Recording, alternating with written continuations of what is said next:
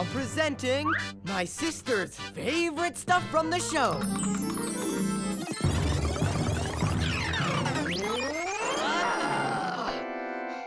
Hi, welcome to Finding Stuff Out.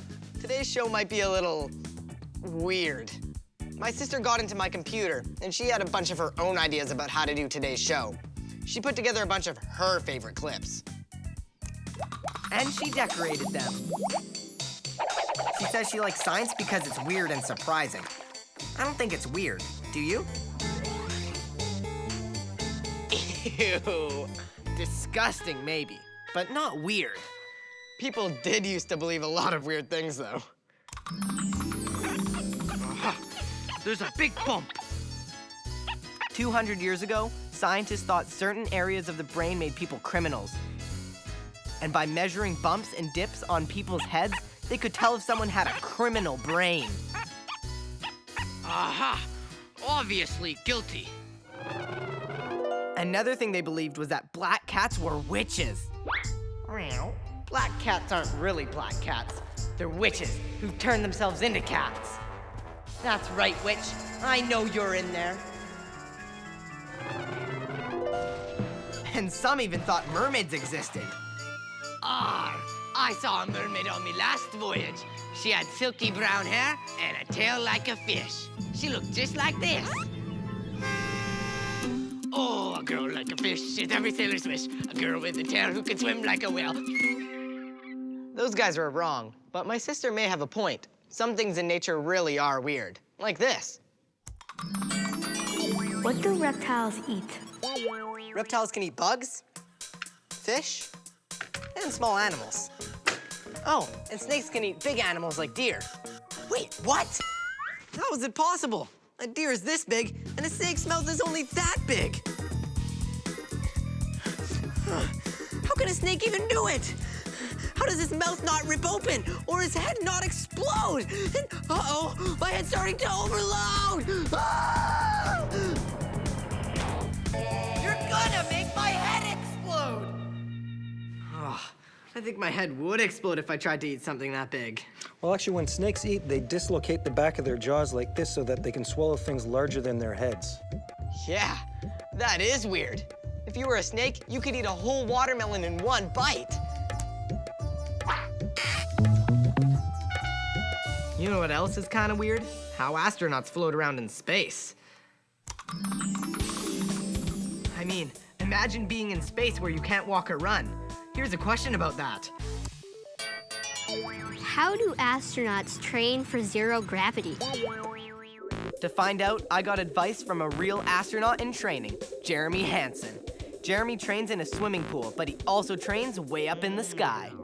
We have this really cool airplane, and you get in this airplane and it flies up into the sky, and then you're just sitting on the floor and it does this roller coaster motion, goes down like this, and while it's diving down, you're in zero gravity. You're floating just like you're in space, and it is a ton of fun. You can fly all over the airplane, you can do flips, you can tackle your buddies. It's just a really great time, but most importantly, you get to experience what it's going to be like when you're in space.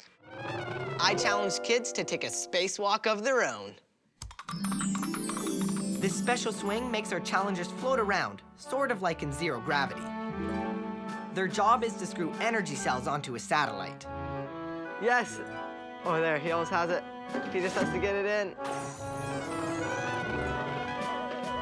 Oh, she almost missed it, though.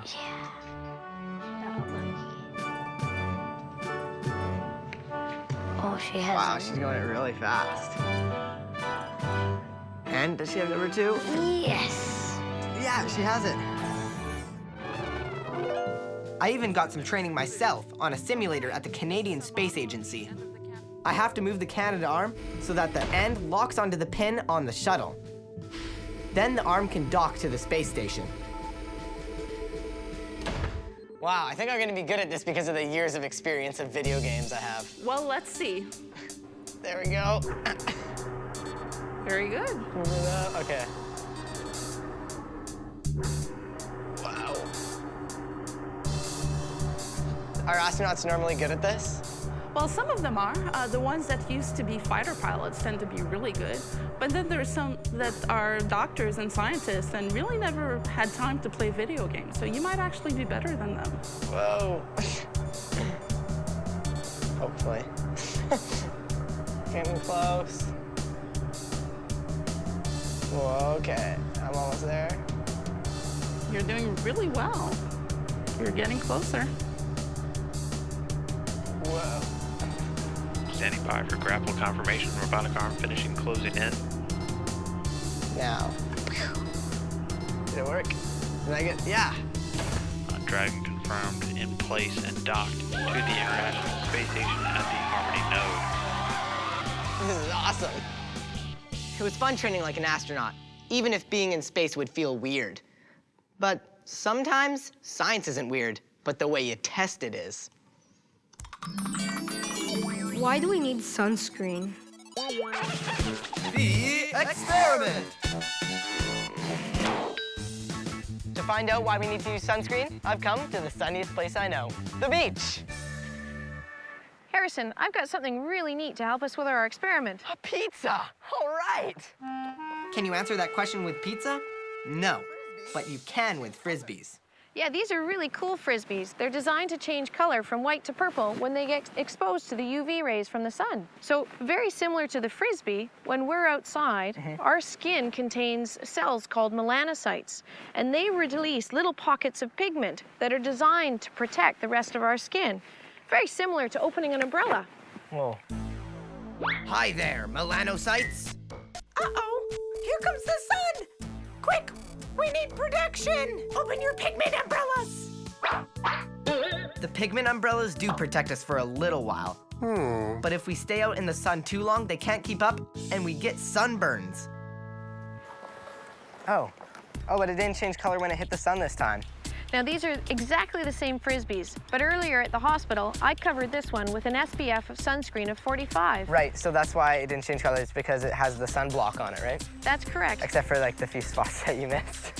I did miss a few spots. When we put our sunscreen on, we have to cover all of the areas. Otherwise, you'll get a burn in those spots. Right. So I think we're ready to go. Nice, let's play some Frisbee. All right.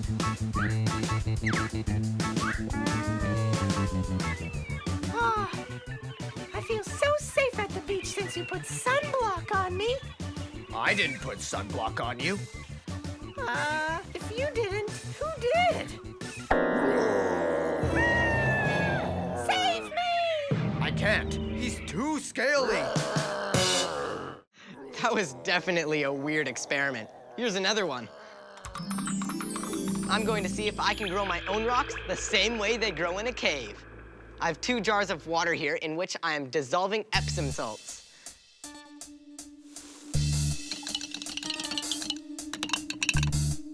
Then I'm taking this string with 2 weights attached to each end so that it'll sink to the bottom of each jar.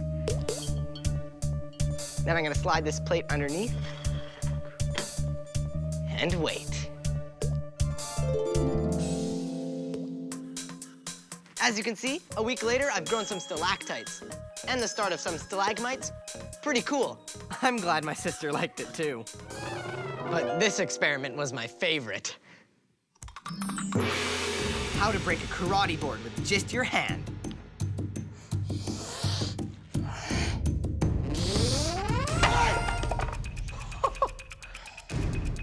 Can you do more?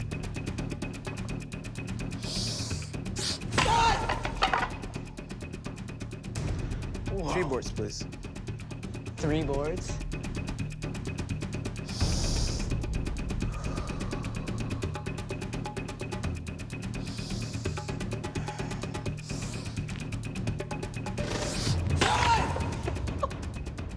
It's sort of amazing how you can break boards with your hand, but there's a scientific explanation. The pine wood that Henry broke has seams, sort of like the paper towels Elvie showed me. Those are its weak spots. Our hand bones are stronger, and the flesh around them cushions the blow. Sort of like the way marshmallows and sponges protected our challengers' eggs. So, when a karate master hits the wood's weak spot with just the right speed and power, the wood breaks. But it takes a lot of training. I think I'm ready. Good. I can break a plank, right? Yeah. Bring the special plank, please. Oh, a baguette. Okay.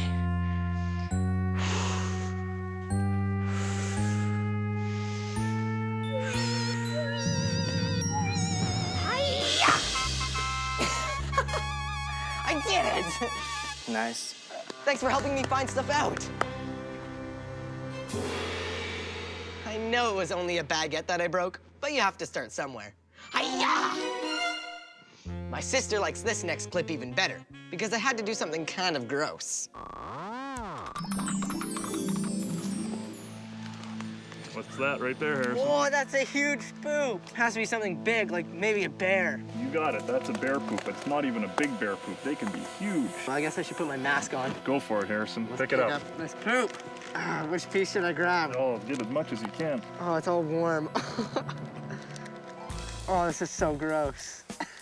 Oh, perfect. Got I'll it. take that from you. Yeah, you can take care of that. Can't wait to see what this guy's been eating. Put it in there.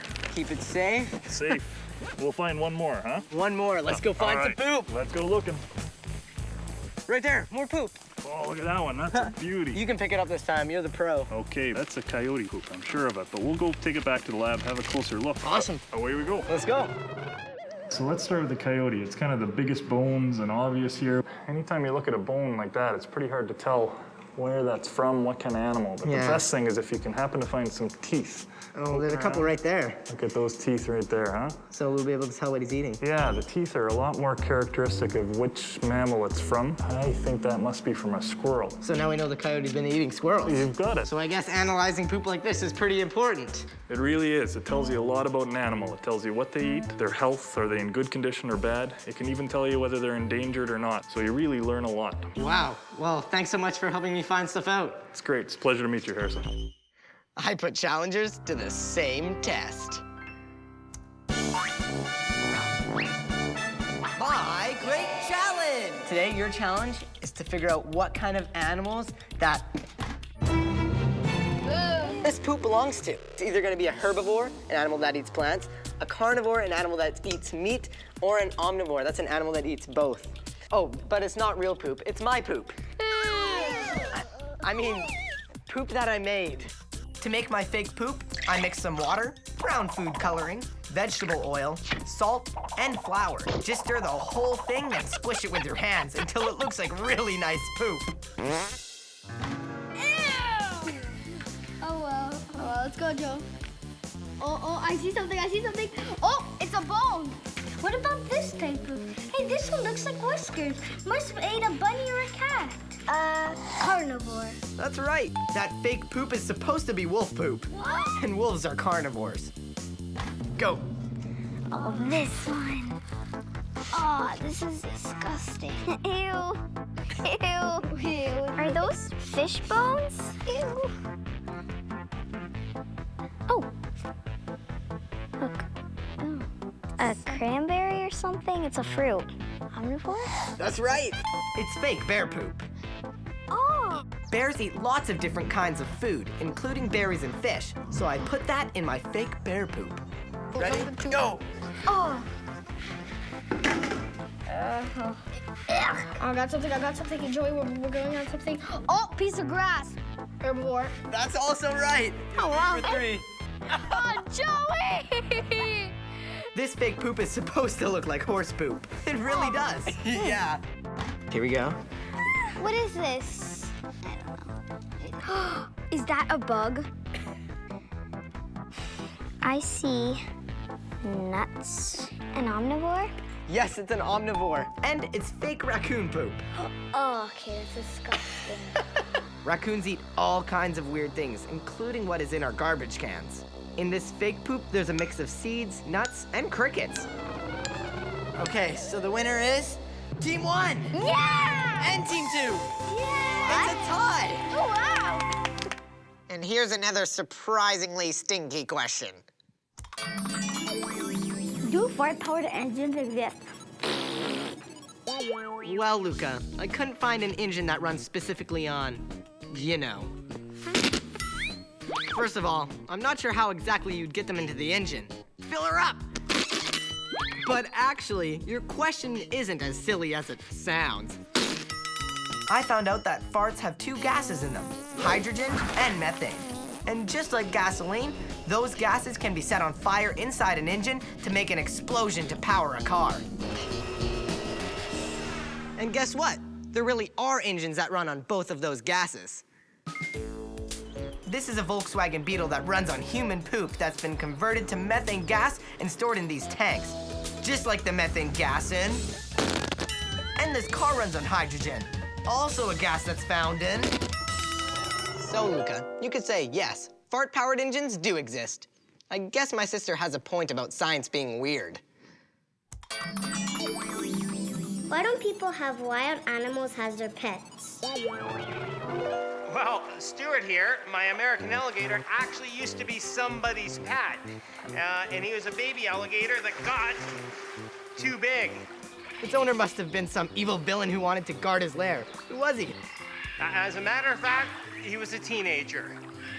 Yikes! Did Stuart eat him? No, Stuart started like one of our little alligators. Aw, look at the little guy. A year and a half later, he just got too big for the teenager and was given to us at the zoo. Does it happen often that people have to get rid of wild pets? It happens a fair bit, but unfortunately, there's not a lot of facilities like this, and many animals like Stuart end up being released on the side of the road, in parks, and even in ecosystems where they're not supposed to be. What happens to them? Sadly, a lot of them end up passing away and not surviving, but in some cases, they actually end up in ecosystems where they don't belong, and they do survive, and they start to breed. Either case is terrible for the ecosystem and for the animals that are there. Thanks for your help, Little Ray. Hey, thanks, Harrison. Have a great day. Goodbye, Stuart. Please don't eat Little Ray. Can you imagine having a big, scary reptile like that in your house, creeping up on you?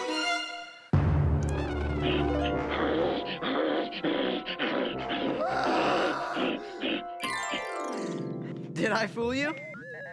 Well, reptiles aren't scary, fire-breathing monsters at all. I thought you were a nice reptile.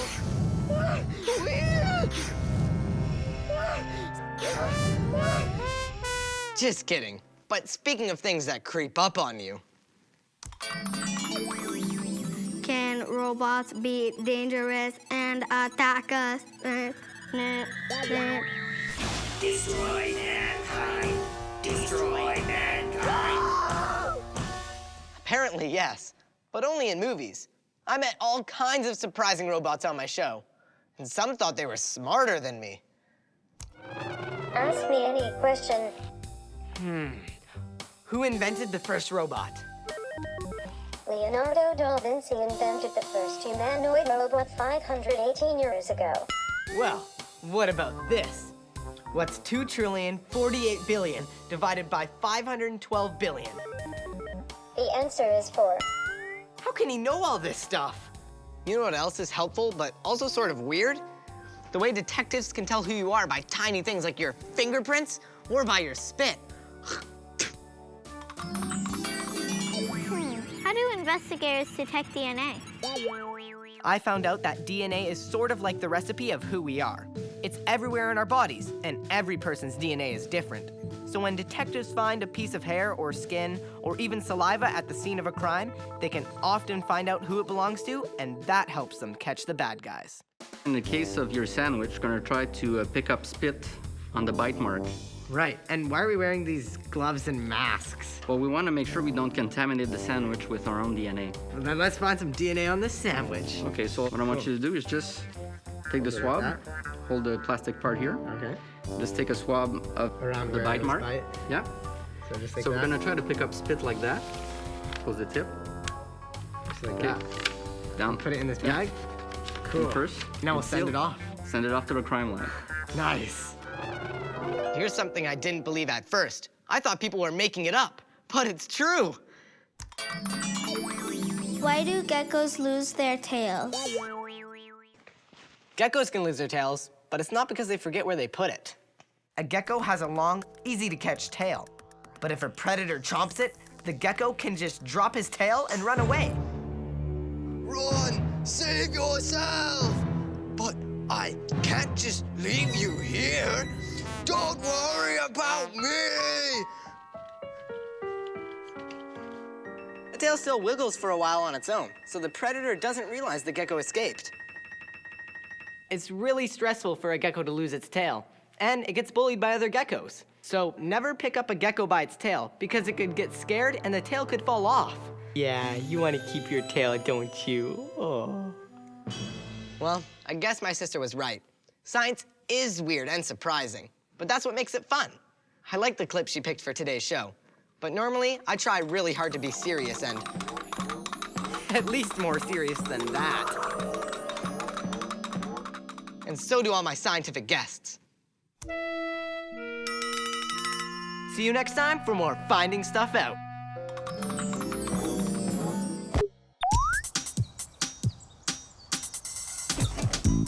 Hi, I'm wearing this lab coat and carrying these test tubes because my school's having a science fair and my teacher asked us to do a project for it. Now, I was thinking I should have used something like these test tubes or weird math equations and stuff that makes your brain hurt. But then I thought about your questions on finding stuff out and I went like, Eureka!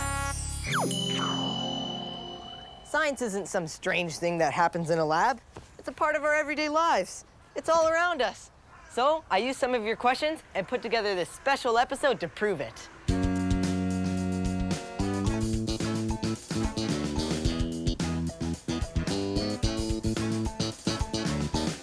Starting with the answer to this question from Anastasia.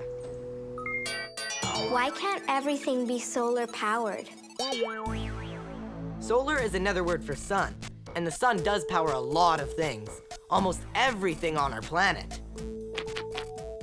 Oh, that's hot. I was able to cook an egg using nothing but the sun's energy. Oh, it worked. And I drove an electric boat that was powered by nothing but the sun. I found out there's a connection between sun and plants. Plants use the energy from the sun's light to grow. And do we ever need plants? Plants make the oxygen that we breathe. They also help take pollution out of the air and turn it into useful things for us.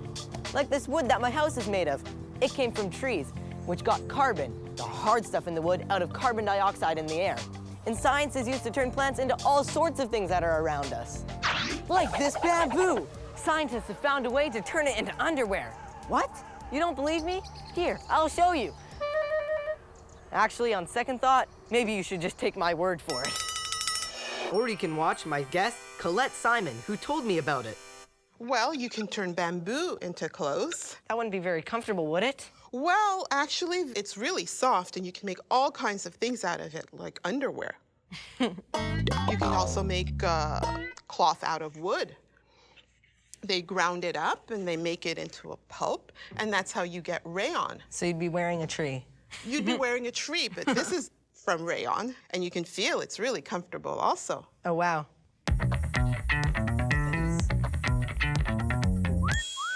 Of course, we eat plants too. And speaking of food, there's a lot of science about the things we munch on. I found that out when I answered this question from Gwen.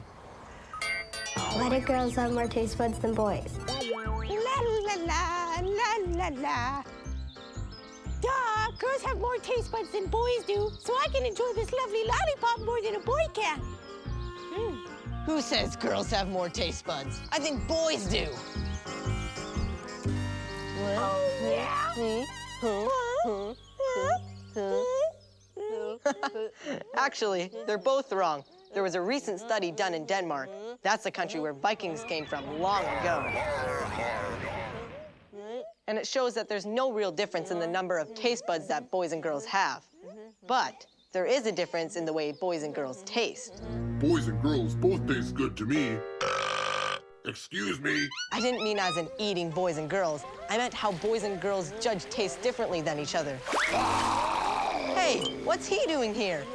Get your own show. Yeah! Now, where was I? Oh, right. Girls can taste both sweet and sour better than boys can. So a lemon would taste more sour to a girl, but an ice cream cone would taste sweeter. Tasty. Need some sweetening. Much better. And I found out that our senses can trick us and make us feel hungry when we're not. Dogs salivate when they see food. As an experiment, a scientist named Pavlov rang a bell every time he fed dogs in his research lab. The dogs got so used to hearing a bell ring every time they got fed that eventually Pavlov could make the dogs drool just by ringing the bell without giving them any food. I don't like to waste food, but sometimes I have no choice. Like with this banana peel. I can't eat it, but I found out that science can help with that too. This is where my family keeps some of our slimiest garbage, like last week's leftover salad. Imagine how I felt when my mom said she was making my snack with this stuff. Let me show you what happened. Harrison, I made a snack for you. Harrison, where are you? I have a really good snack for you, Harrison. Where'd that boy go? Harrison, a good snack. Yummy, yummy. Harrison. Turns out the snack was just some berries from our garden. This is a special kind of garbage called compost, made from food scraps. When it rots, you spread it on your garden. It's like superfood for plants. How many habitats are in the world? How many habitats are there in the world? Let's see. I'm composting this banana peel to make nice, rich soil to grow something new. I found out composters are great habitats for tiny, tiny creatures. But all creatures, whether they're microbe or a whale, need a habitat. And that's a place that has shelter, food, and water. Just like this is my habitat. Check this out.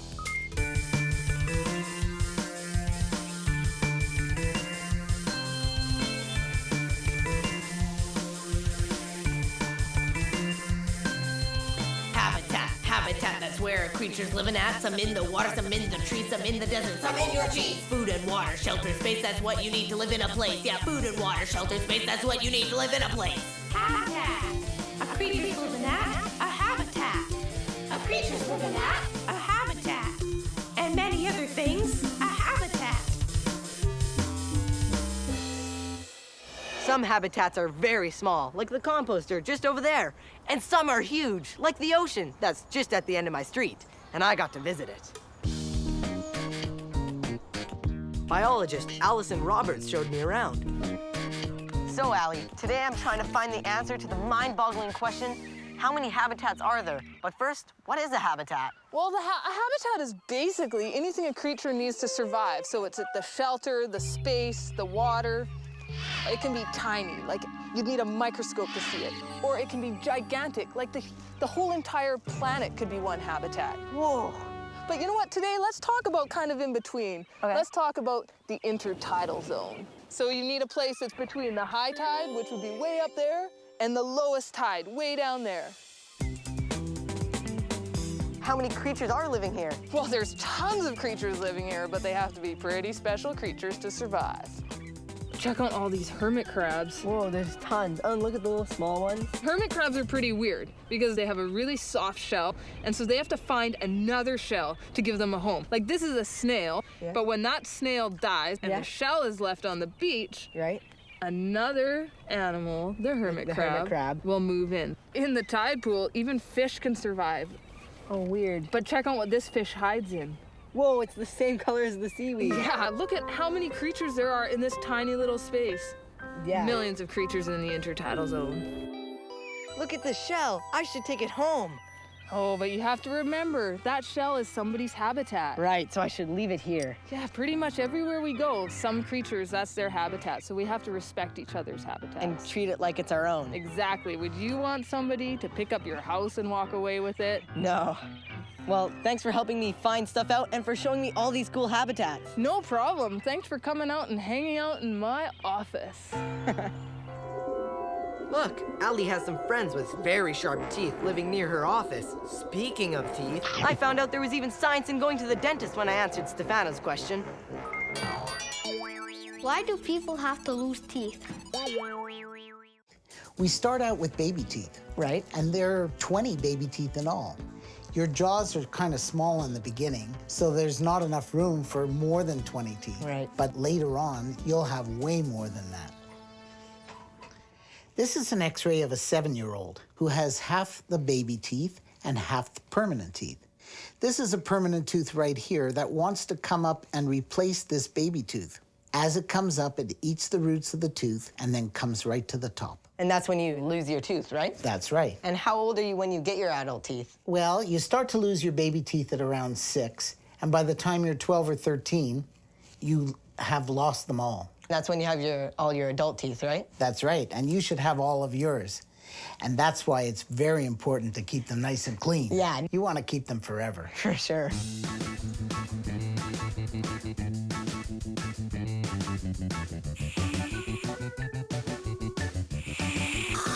There you go. Wow, my teeth feel so smooth. Thanks for being on my show and helping me find stuff out. My pleasure. I found out there's science right in our gardens when I investigated the answer to Austin's question. Why do spiders have 8 eyes? The better to see you with. If you had 8 eyes and 8 arms, imagine the wild drum solo you could play.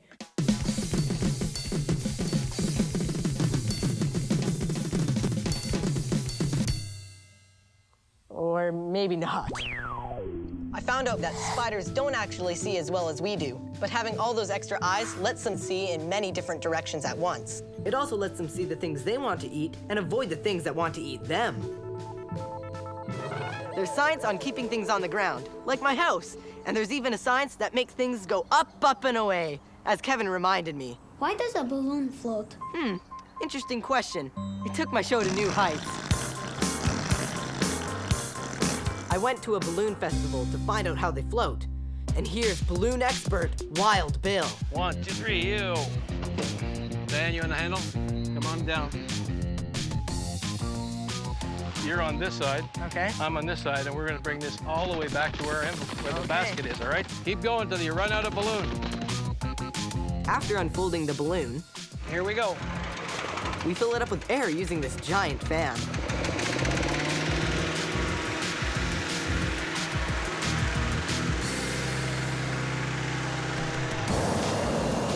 Then we turn on the heat with a gas burner. Hot air is lighter than cold air, and that's what makes the balloon rise. We're gonna go in, we're getting in soon. Okay, Harrison, come on board, right in here, man. This is crazy. And we're up! Oh!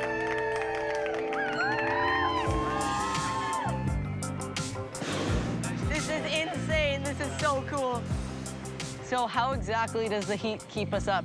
I constantly put heat in because the balloon is always cooling. Right. So if I want to maintain this altitude, I got to put heat in. I'm going to do that right now. So the balloon is now flying in level of flight, and if we don't do anything, the balloon will start to cool and will start to descend. But if we let the balloon cool too much, then the balloon will come crashing to the ground too fast. That's not good. So we're going to control the amount of heat we put in so we can find a nice soft place up forward here to land. Besides flying high with gas, we can run on liquids, literally. Oh yeah, running on a liquid, I'm so cool. Okay, hurry, get in. I found out about something called a non-Newtonian fluid. That's a fluid that sometimes acts like a liquid and sometimes acts like a solid. How about just some straight jumping? Just do jumping, go. You really have to be fast on your feet not to sink in my water and cornstarch mixture. And switch, green team. Start doing some jumping jacks.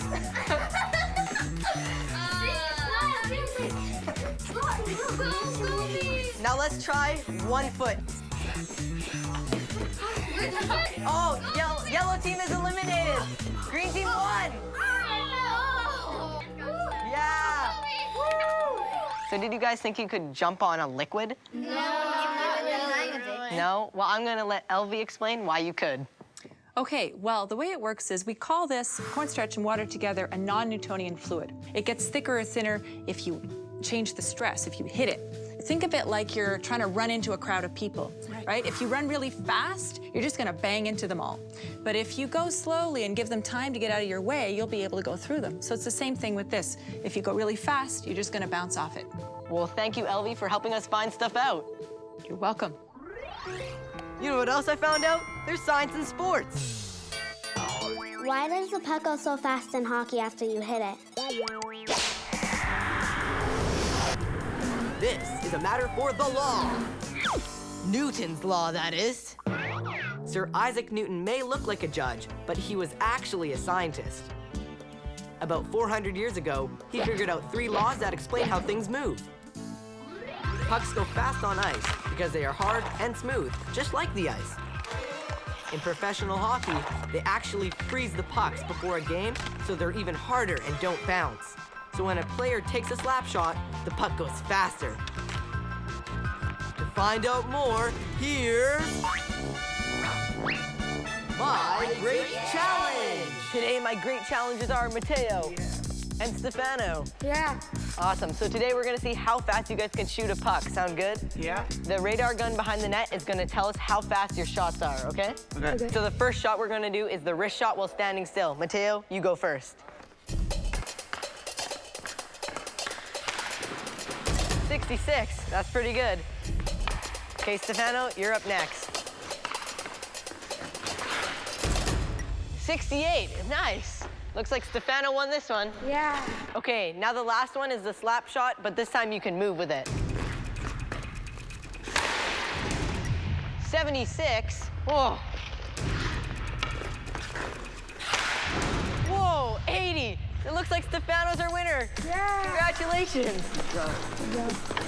Remember Newton's second law? How fast an object moves depends on how hard it's pushed and how much mass it has. The puck is very light and it got hit hard, so it went fast. The first one was a wrist shot. Those shots usually have less power in it. And the last one, I got to skate up to the puck, so I got to put more speed and power into the shot. So how do you make a really good slap shot? Well, it's good to put your weight into the puck and all the weight on the front foot, right, and follow through at the end of the shot. Well, what I do is I transfer all my weight from my upper body down into my leg, and I take my shot and I follow through, pointing with the end of my blade where I want the puck to go. Awesome. Check this out. This was my hockey stick when I was only 4 years old. Of course, it's way too small for me now, but that's because when I used this thing, I was only this high. There's even a science in how we grow and develop over time, as I found out when I answered Priscilla's question. Why do seniors get wrinkles? To answer your question, Priscilla, I decided to go to a place that can make me grow up really fast. And here to turn me into a senior citizen is Stan Edmonds, head of makeup design for film and television here at Vancouver Film School. Hey.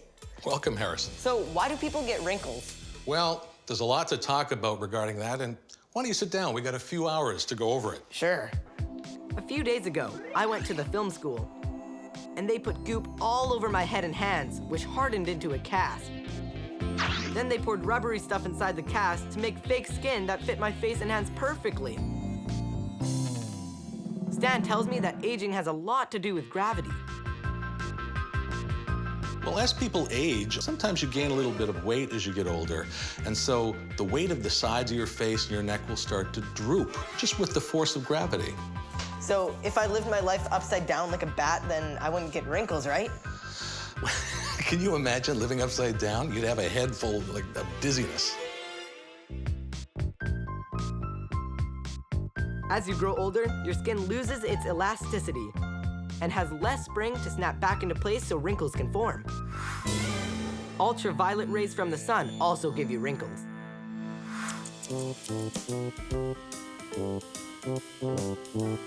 Kids don't get wrinkles for a while because they haven't been in the sun, they're young, their faces haven't moved and aged and weathered. So what can I do to prevent getting wrinkles and deteriorating? What you can do is drink lots of water. That's the #1 health and beauty secret. Oh. Use moisturizer and use sunscreen when you're in the sun. And now, for the crowning touch, boys and girls, the senior version of me. It's time for the big reveal. Oh, I'm bald and bald. I look kind of like my grandpa. You look like my grandfather. Really? I am your grandfather. Of course, before you can get old, you have to be a baby first. And there's even a science involved in babies and little brothers and sisters. I know you only copy me because you want to be just like me. Gross! I know you are, but what am I? I know you are, but what am I? Have you ever heard the expression, monkey see, monkey do? Well, monkeys learn by imitating others.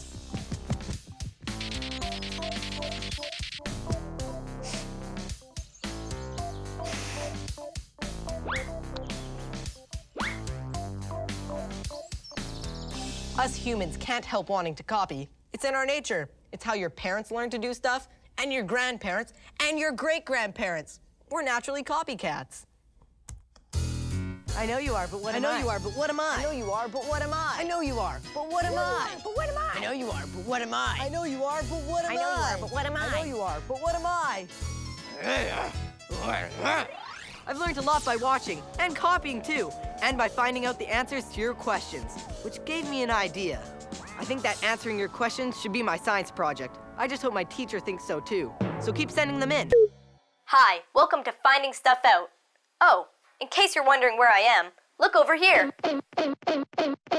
I'm always putting you inside this computer screen, but today I'm going inside my computer to look on my hard drive for the best material from the show. Good idea, right?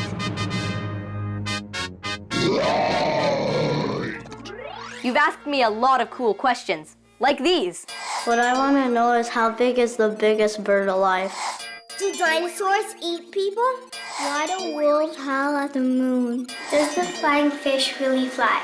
How do fish drink? Is it better to be big or small? To find out the answers, I met a lot of interesting people. But you know who I also met a lot of? Animals. Animals of every kind. They helped us find stuff out too. Why are people scared of big animals and not small ones? The short answer is teeth. It's better to be the eater than the eaten, right? Cause I'm big, my life is sweet. All the creatures I eat are meat. But so small, their life is brief. You'll get stuck right in my teeth. See, cause I'm big and I'm mighty. Like a T-Rex, I'm pretty bitey. So step back when I'm on attack. Whack! You're gonna be my snack.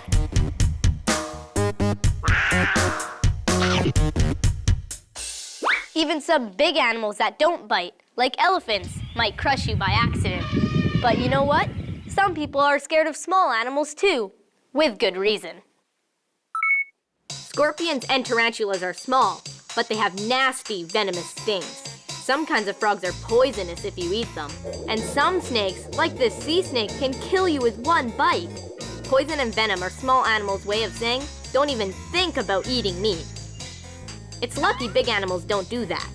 Can you imagine a poisonous giraffe or a venomous cow? Scary. I wouldn't want to milk one of those. Why do wolves howl at the moon? Let's take a look at some wolves howling. Wolves howl a lot. They even howl in the daytime.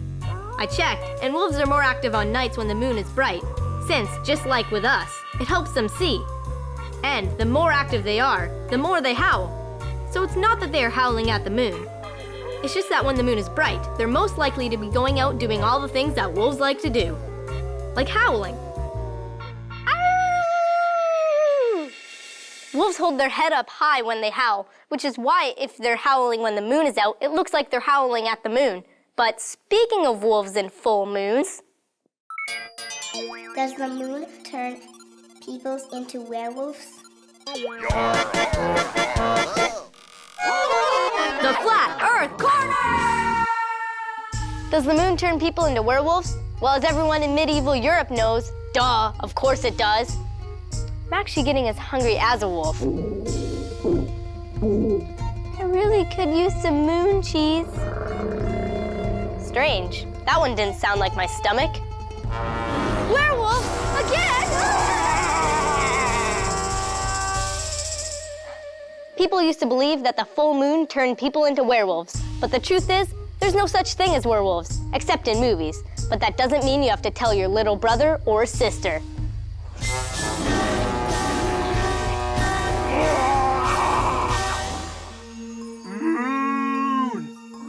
When you had questions about color, animals helped answer those too. Will he change color? Well, a lot of people believe that chameleons change color for camouflage, which isn't actually true. Their primary reason for changing color is a form of communication. Chameleons, like Chameleon, don't have external ear openings, so chameleons are deaf, they can't hear the way we can, and they use their color to communicate with other chameleons. When will the chameleon change colors? Well, they change color depending on, their mood and if they see another chameleon. In this case, Chameleon changes if he sees a male chameleon to let him know, hey, I'm another male and I don't want you to be over here. So that male sees him, recognizes those colors as him being aggressive. Or if he sees a female and he gets excited, he has a different set of colors that he changes to let the female know that he's excited. And if she likes him, she changes certain colors to let him know that she thinks he's kind of cute too. Cool. If we put a mirror in front of him, do you think he'll change color because he thinks it's another male? Camilio, look over here. I don't think he sees it. He sees it now. So Harrison, what we're seeing right now is he's getting a little bit nervous right now. If we all stay really still. And he's trying to make himself look bigger right now, and he's definitely changing his shade a little bit. Okay. So he hasn't completely bought into there being another chameleon here, but you can see that his colors are getting a little bit more distinct, and this is happening from him increasing his blood flow to certain areas. Yeah, you got some of his brown skin. and white there. Exactly. Like along the dark green spots. Your questions about animals and sleep also gave me some of my favorite moments. Why do bats sleep upside down? And the big answer is to make a quick getaway.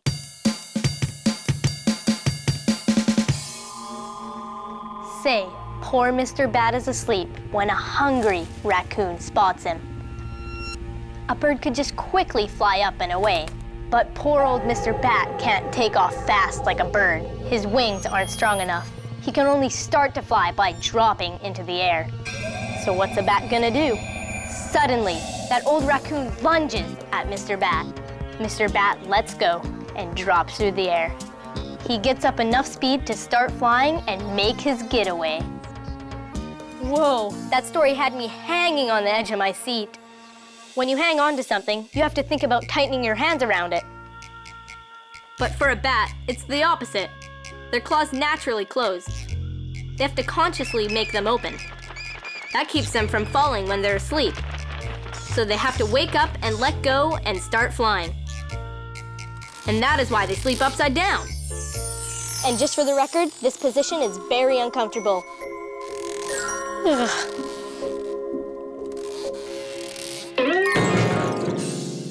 Ow. And I found out when bats aren't sleeping, they're eating.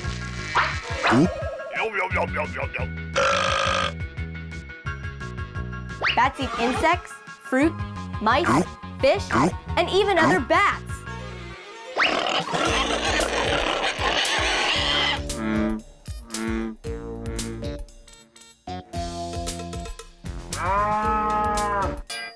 Why do dogs go woof woof? Some scientists in Hungary have figured out that when dogs bark, they're telling us how they feel. And there are different barks for different feelings, like this is the play bark.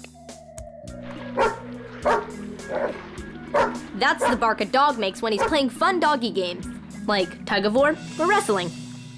Okay, now this is the stranger bark. That's the bark a dog makes when there's a stranger at the door. And here's another kind of dog doing the stranger bark. There are so many different breeds of dogs, but they all have the same way of communicating with us. Now, if you knew what the play bark and the stranger bark meant before I told you, you're not alone. People and dogs have a special relationship, and scientists have discovered that people can tell the difference between dog barks, even people without dogs. How? Adaptation. Dogs have been our companions for thousands of years, and scientists think their different barks changed over time to sound a lot alike. at least in tone, so that they can communicate with us. These dogs might look different, but they seem to be saying the same thing. Dogs aren't the only animals that communicate with sound. When do whales go?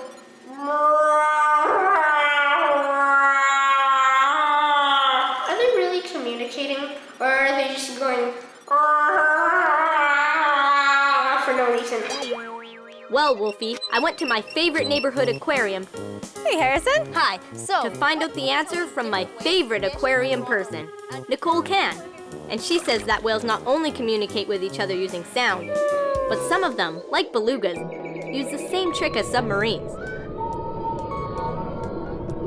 They actually use sound to figure out where to go. It's incredible. It's like they can see using sound. Well, these belugas eat a lot of a fish called herring. And herring is a fish that has a very interesting way of communicating. They make distinct pulse-like sounds in their guts that are way too low for us to hear.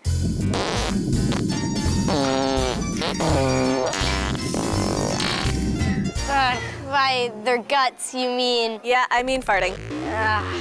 Gross. Well, I just communicated myself. Oh, gross, Harrison. You had questions about birds, too. What I want to know is how big is the biggest bird alive? The bird with the biggest wingspan and the world's champion long-distance flyer is the wandering albatross. So, how wide is the wingspan of an albatross? This wide! These kids think it's a really heavy bird. If I were a bird, I would like to be an albatross because I have a big appetite. So I want to know how much you think an albatross weighs. 1,000 pounds, 55 pounds, 805 pounds, 300 pounds, 115 pounds, 500 pounds, 99 pounds, 20. And the winner is you! Yes! An albatross weighs just over 20 pounds, which is about the weight of a 1-year-old baby. Wow. I find it unbelievable. I thought it was 500 pounds. Whoa! So how much do you think I weigh? 80. 9,000. 90. 102. 102? Actually, I weigh 70 pounds. I guarantee it. Yeah, you can put me down now if you want. It's not heavy. So I weigh about 70 pounds, which would be 3.5 albatrosses. My wings would have to be this wide for me to be able to fly. That would be hard. I'd need a lot of wide open space to land, and it would be really, really difficult to go inside anywhere. Does the flying fish really fly? Almost. Flying fish can fly by swimming really fast and then leaping into the air and spreading their fins like wings. That lets them get away from other fish that want to eat them. They can glide almost the length of a hockey rink. Some scientists believe that flying fish are evolving into true flyers. Did you know bees and flies flap 200 times per second? And other insects flap up to 1,000 times per second. You'd have to flap at least this fast to get off the ground.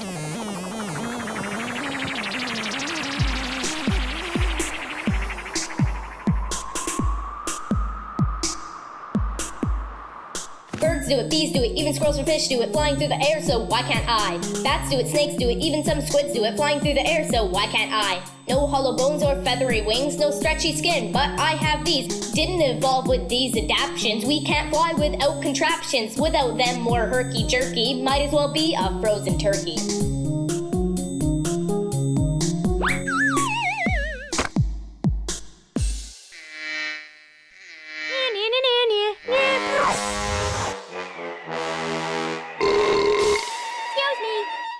I found out why some animals are small when I tried to get a horse to ride at my birthday party. That definitely was a memorable experience. Harrison, did you order a horse? Yes, Mom, it's for my party. I used one of my animal gift certificates to rent a horse. I'm having a rodeo theme. Yeehaw! You didn't send the horse upstairs, did you? Howdy, ma'am. Is my horse back in the yard? No, he's right there behind you. Where? Turns out his name is Rocky. It's like a dog. And this is his owner, Shanna Hadlock. She breeds horses. And that's Rocky's mom, Sky. So, like my turtle Fluffy, he's small, but he's gonna get really big. Is it the same with these horses? No, she's done growing, and he'll grow a bit more, but he probably won't be as tall as his mom. I promised all my friends there'd be horseback riding. How am I supposed to ride this? Well, these horses weren't really bred to be ridden. Originally, they were bred to be used in the coal mines. So they used them to go down the coal mines because they were small? Yep, they would pull the coal out. So are they small because of the way they're bred? Yep, like we choose the parents, and when you take two small parents, you get small babies. Yeah. Like his mother is 30 3/4 inches tall, but his father's only 29 3/4 inches tall, and he'll probably be in between the two. If you kept breeding them, would they get smaller and smaller, or would they stay about the same?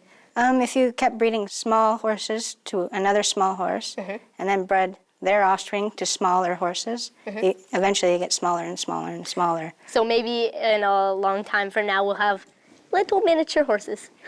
Well, they actually have what is called a dwarf miniature horse. The smallest horse in the world is a dwarf, and her name's Thumbelina. And how big is she? She's 19.5 inches tall, if I remember right. It's cute, but not very practical for horseback riding. I guess the take-home message would be, next time you say, "Daddy, I want a pony," make sure to specify size.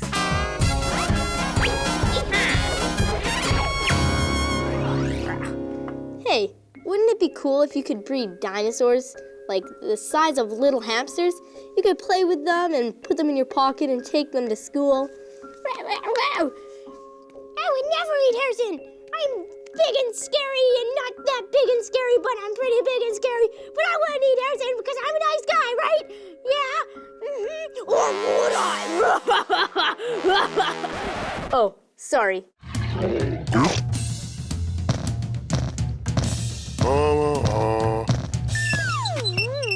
What is the biggest animal that ever lived on Earth? I'm Harris Tuttle, an ancient Greek scientist, and I discovered that the biggest animal ever were giants, human giants. Look at this giant bone I found. It's its leg bone. Fee, fi, fo, fum. That hypothesis was dumb. When ancient people found huge bones of extinct animals, they thought they must be giants, like Jack and the Beanstalk. So even though the bones look similar to human bones, there were never any giant people. But what is the biggest animal that ever lived? Do you think it's a bear?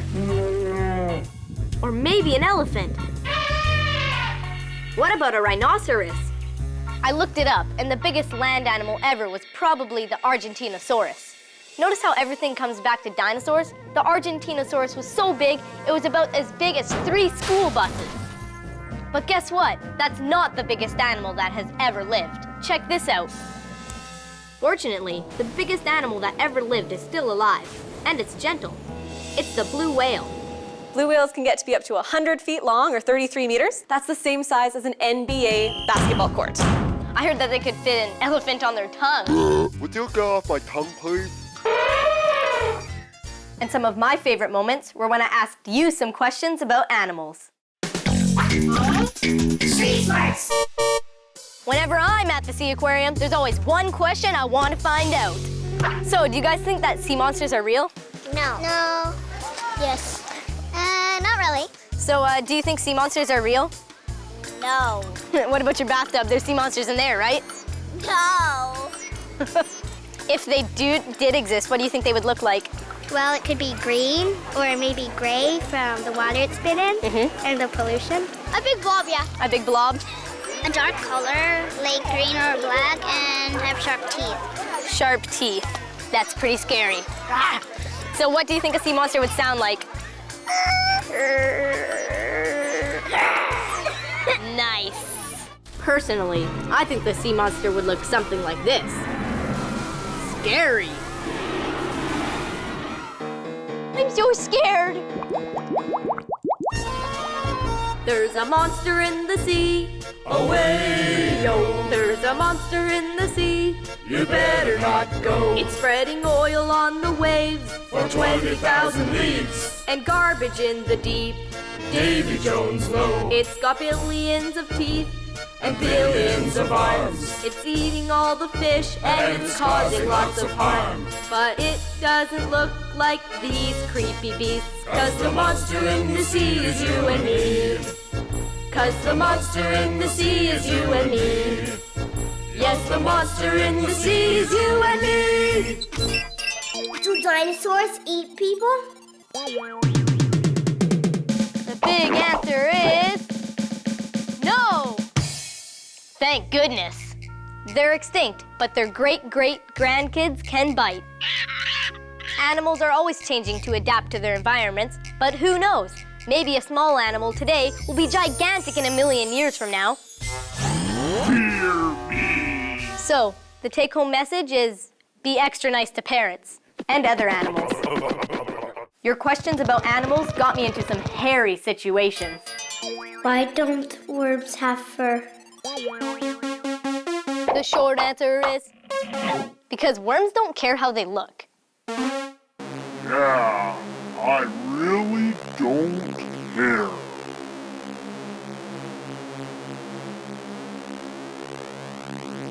But seriously, only mammals have fur. I looked it up. Birds, reptiles, bugs, none of them have fur. And here's something cool. Our own hair is made with keratin, which is the same stuff as animal fur. So I'm guessing our hair and animal fur have something in common. And I even got to find out what it's like to have animal fur. We have as many hairs on our body as a gorilla, but ours are a lot finer than theirs. Good thing, or we'd look like this. That's my show, and that was some of my favorite stuff. See you next time for more Finding Stuff Out. Hi, welcome to Finding Stuff Out, the show where you send me your questions and I search for the answers. Today, I'm trying to make a fire to heat up this soup like our ancestors did thousands of years ago. How hard can that be?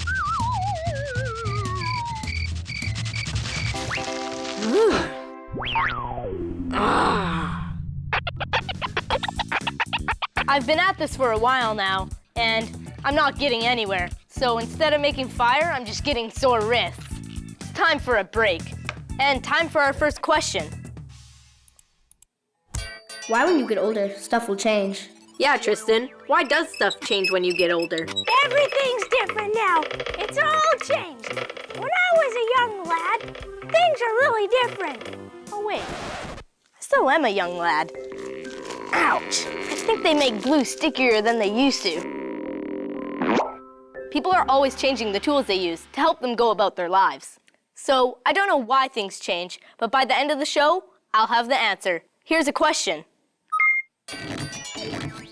In the old days, did they use robots to milk cows? I wonder.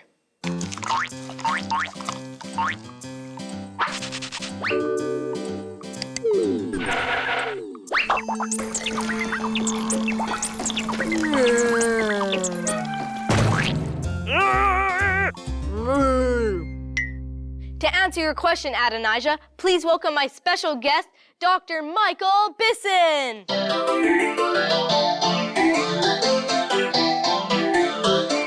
Hello. So you've brought a friend of yours. Yes, it's a Neanderthal. He's 70,000 years old. Must be an old friend. Yes, it is. So they had robots back then to help them milk cows, right? No, I'm afraid robots were only invented within the last 100 years, and most of them within the last 50 years. Dr. Bisson says that in the old days, they milked cows by hand. And the big advantage of human hands is that they're very different from animal paws. Humans have fingers and a thumb that can touch the tips. They're opposable, and they can make the actually fairly complex motion necessary to milk cows. So Adonijah, while they didn't have robots when we started milking cows about 8,000 years ago, humans did make tools for doing a lot of other things. And a robot is a very complex type of tool. The earliest tools, however, were very, very simple. So I see you brought some of these tools with you today, right? We brought everything from very early tools, over 1 million years old. This is a hammer, and this was used to break nuts, to break into bones, to get at the marrow, just anything that required pounding. This is what's called a hand axe, and this was probably used to dig, to break through clay soil to get roots and other things that could be eaten. These two are the all-purpose heavy-duty cutting tools. By that time, they're hunting very big animals. Dr. Bisson says early humans became much stronger than us because they hunted those big animals with very primitive weapons, like this wooden spear.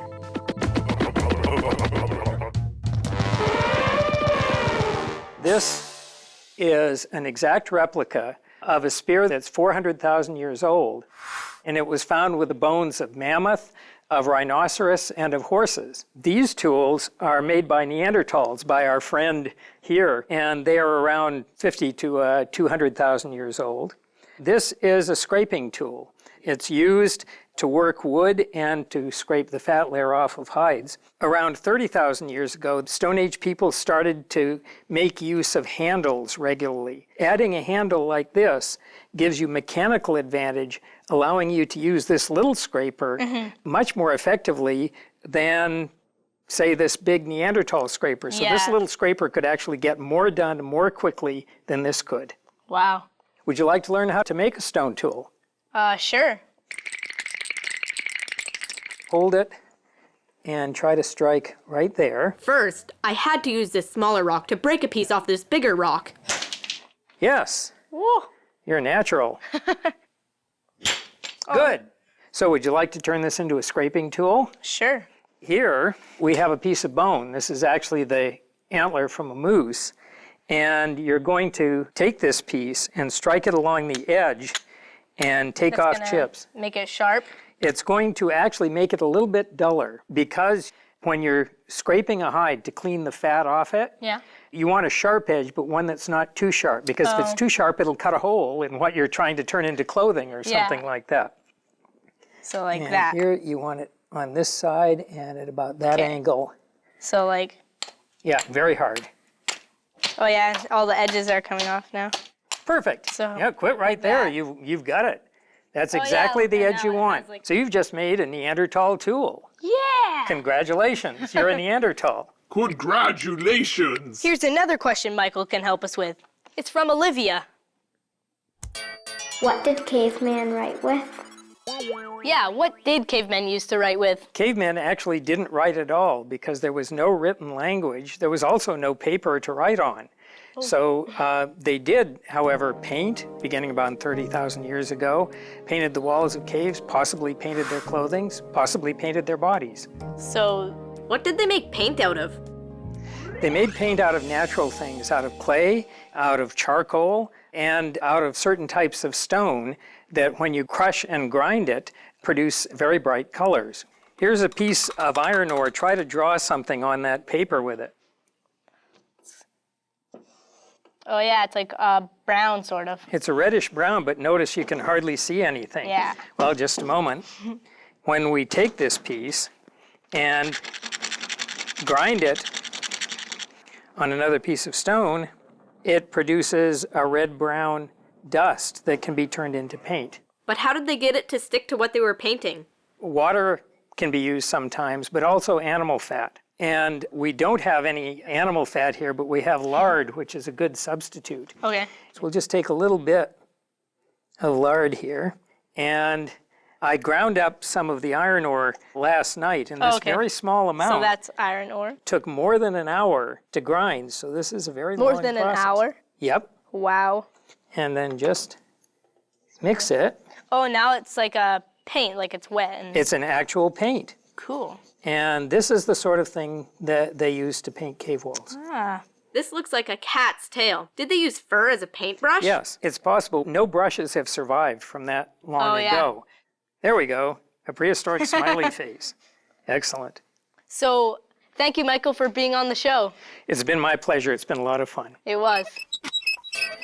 My question is, who invented everything? The Flat Earth Corner! Humans will never be able to fly. If we were meant to fly, we'd have wings. I heard someone say that they believed that signals could be sent through the air. That's just crazy! And being able to talk to each other on some gizmo? Silly! And some people say you'll be able to record music and then listen to it later without the musician even being there. What poppycock! And other people think that one day we'll be able to watch some box in our home and see other people performing in shows. What, like this?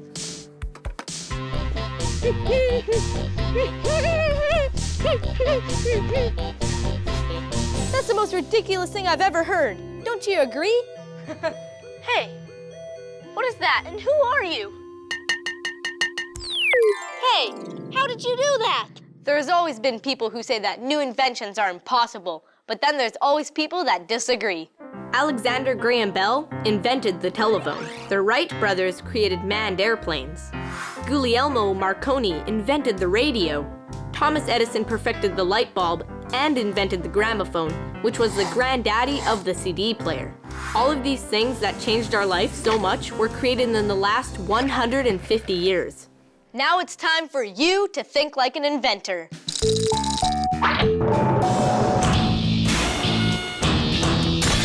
Uh-oh. Do try this at home. We're gonna see what we can do with just one sheet of paper like this. Listen up, gonna tell you about my paper wrap. You can use this for a fan or for a cap, a secret message plane that you can throw, a listening device to spy on your bro, a megaphone or a basketball. With one sheet of paper you can do it all. Do it all. With one sheet of paper you can do it all. Now it's your turn to give it a try. In this story, the king, hello, I'm the king, is trying to get back into his castle. But there are some obstacles in the way. So to help him get back into his castle, I'm going to use one sheet of paper to make 3 simple machines. There's a highly scientific explanation for why they're called simple machines, and that's because they're machines and they're simple. Very funny, Mr. Smarty Pantaloons. Hey, kidding. But they help us make amazing things, like the first one we're going to make, a lever. So, roll up your paper like this, then find something that you want to move, like these boulders that are set up in front of the castle. Who put these boulders in front of my castle? How am I supposed to get in? Normally, the king wouldn't be able to move these boulders by pushing on them. But then he sticks one end of the wedge under here and places something under the lever for it to rest against. That's called a fulcrum. And guess what? Presto! One boulder out of the way. Hey, that's pretty cool. Yeah, I'm the man. Here's another kind of lever. Those gears look complex, but they're really just a series of levers too. Now I need to make a different device to help my king get back home. Hey, what's with the bricks? Who put those there? So fold your sheet of paper like this, lengthwise in half, then in thirds, then fold it again, like so. You get a wedge. Even though this wedge is only made of paper, it's strong enough to push these bricks apart. Whoa! How neat was that? Just think of how much more force it could have if it was made of something like this. Now our king just has one last obstacle to overcome. The door to the castle is locked shut. Ah, I forgot my keys. Fortunately, there's a solution. Take your paper and fold it lengthwise until it's strong enough not to bend. Congratulations! You've made an inclined plane. This tool makes it possible to move objects upward with the least amount of effort. Well, that's more like it. I can walk up to the top of my castle walls and whoa! Guess I should have put one on the other side too. Here's an example of an inclined plane that you have probably seen.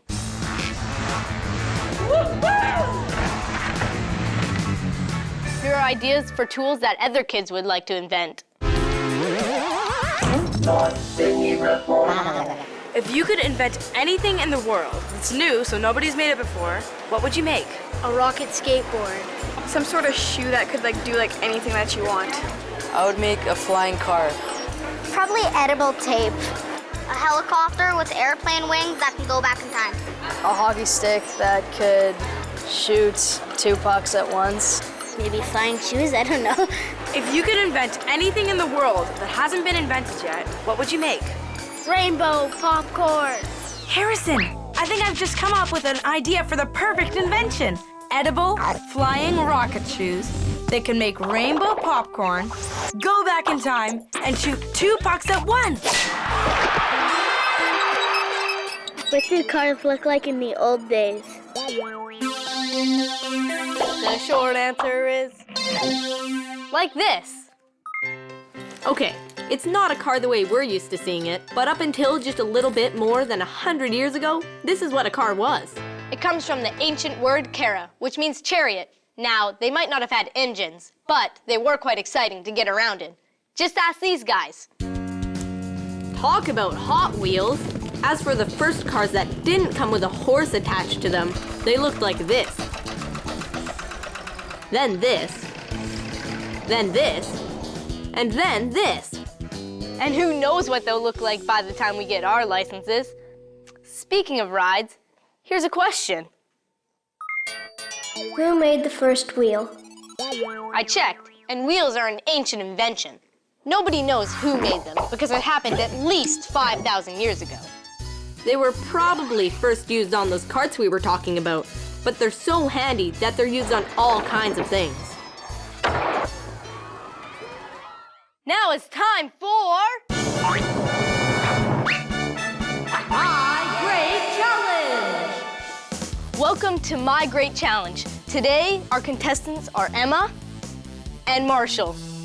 Okay, you have your catapult here and you're gonna try to fling your monkey as far as possible. There's 5 positions on the catapult. And where you put your peg, or fulcrum, in the catapult lever will affect how far your monkey will fly. Your job is to try to catapult your monkey as far as possible. And you have 3 shots at this. Are you ready? Yeah. Okay. Let's get started. Marshall putting his peg in the second hole of the catapult, and Emma putting her peg in the third hole. Marshall is gearing up for his first launch. Ouch! That monkey doesn't even make it to the grass. I'll put a mark where it landed. Not too far. Let's see how Emma does. Emma preparing to catapult her first monkey. Oh wow, Emma. I'll just mark where that landed too. Now for Marshall's second try. This time he's going for the third hole. And Marshall gets even farther. Emma putting her peg in the fourth hole. So let's let Emma go her second time. A little bit farther this time, Emma. Marshall chooses the fourth hole too. Even farther, good job. Emma has one more shot. She's chosen the second hole. Oh no. The best place to put the fulcrum was in hole number 4. Well, it looks very close, you guys, but I think Marshall's the winner. Yay! Congratulations. What was the first house to be made? So let's see. Like Michael, the archaeologist, said, our ancestors didn't start making tools until about 2 million years ago. And then there's cave kids and their parents who didn't even know how to make paper to paint on. And wasps have been around for millions of years, since the time of dinosaurs. And they built houses out of paper that they make. Animals that knew how to make paper before humans did, millions of years ago, when dinosaurs roamed the earth. You're gonna make my head explode! It's true. Long before there were any humans at all, wasps made houses using paper. Paper is something we learned how to make only very recently. But wasps don't need tools to make paper. They can do it with their own bodies. But if you're talking about the first houses humans made using tools, they were probably like this.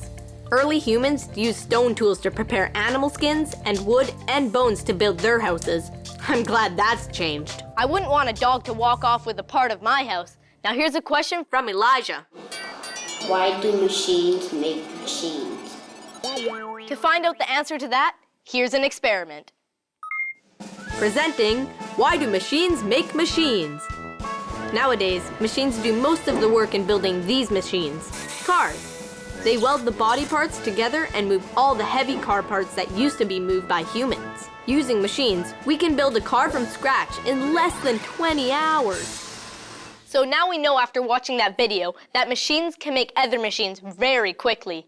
But I'm gonna put robots to the test and see how quickly I can put parts on a car. Robots, stand back and see what humans can do.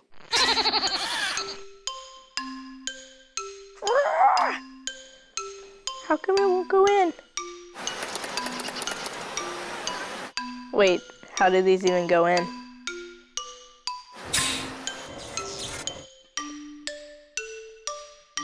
Whoa.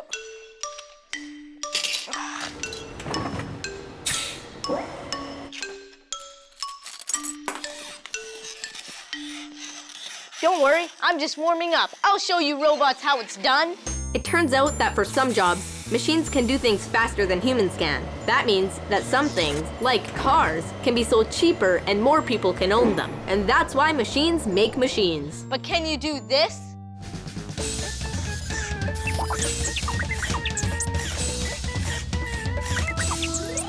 Well, we may not have reached a decision on who's the better dancer, but we have reached the end of my show. So it's time to answer the question that got this show started.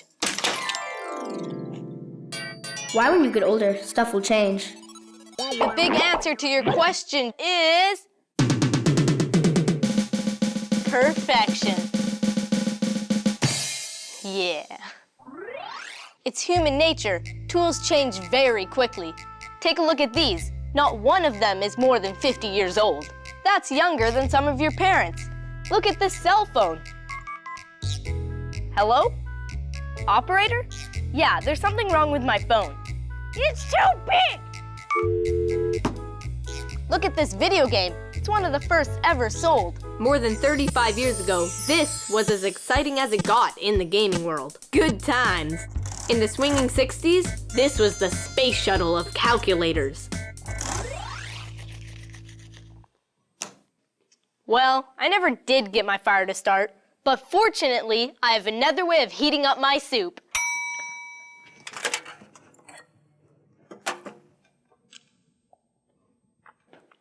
Ah, that's good. People developed ways of creating heat, like this microwave oven, because it's so much easier than rubbing sticks together. And that's why when you get older, stuff will change, because people are always looking for better and easier ways to get things done. And finding stuff out. So, now I'm being like a cave kid, using fur as a paintbrush. Hold still, Mr. Whiskers.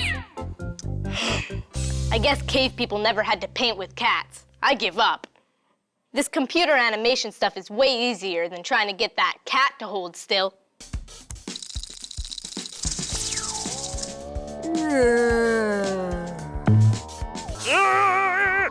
That's utterly ridiculous. See you next time for more Finding Stuff Out. Hi, welcome to Finding Stuff Out. Today, you get 2 shows in 1. I'm practicing my magic act for my school's talent show. I'm trying to make my guinea pig squeakers vanish into thin air.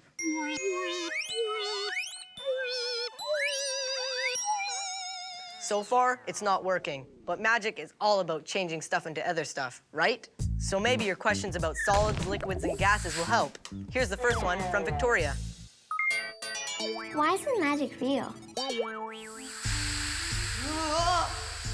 Magic is real! I just saw a magic man burn water! It started to smoke, and he said, if I don't buy a ticket to his next show, he's gonna burn down all our water!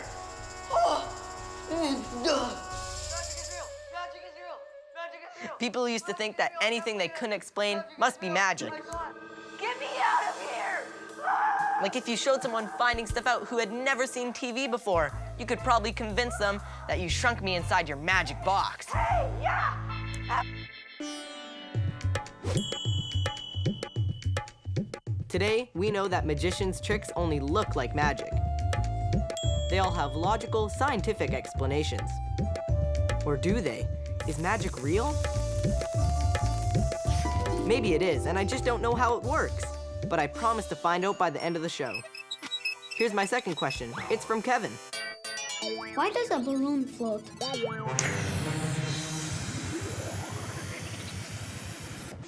Want to see me make this balloon disappear into thin air?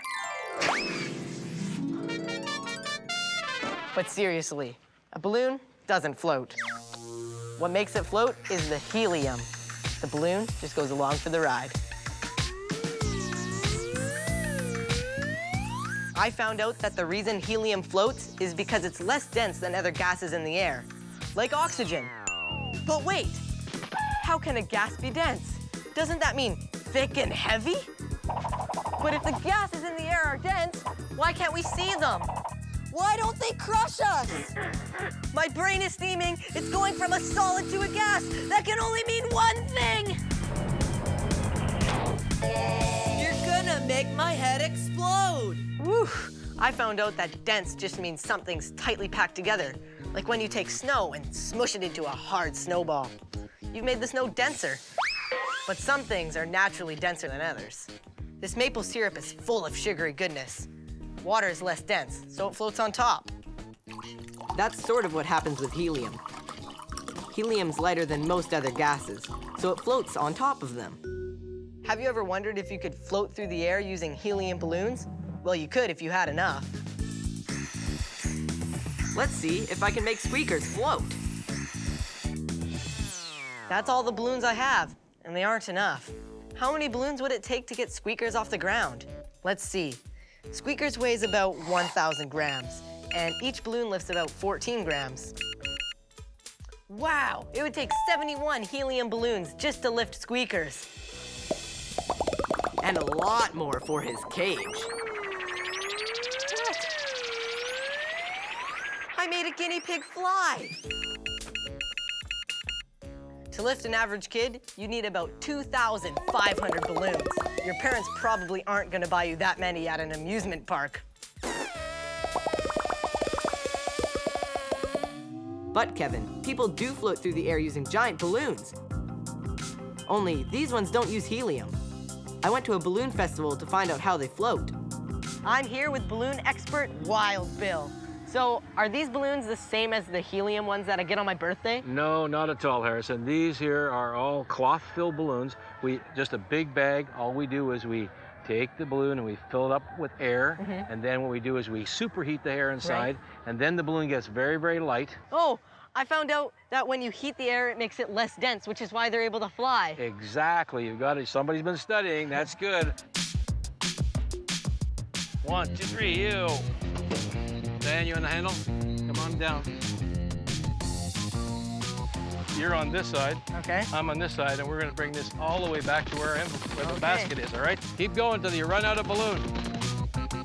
After unfolding the balloon, here we go. We fill it up with air using this giant fan.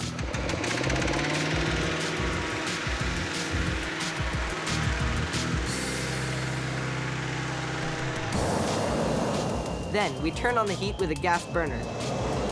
Bill has to make sure the flame doesn't get too close to the fabric, which can burn if it gets overheated. We're gonna go in, we're getting in soon. Okay, Harrison, come on board, right in here, man. This is crazy. And we're up. Oh.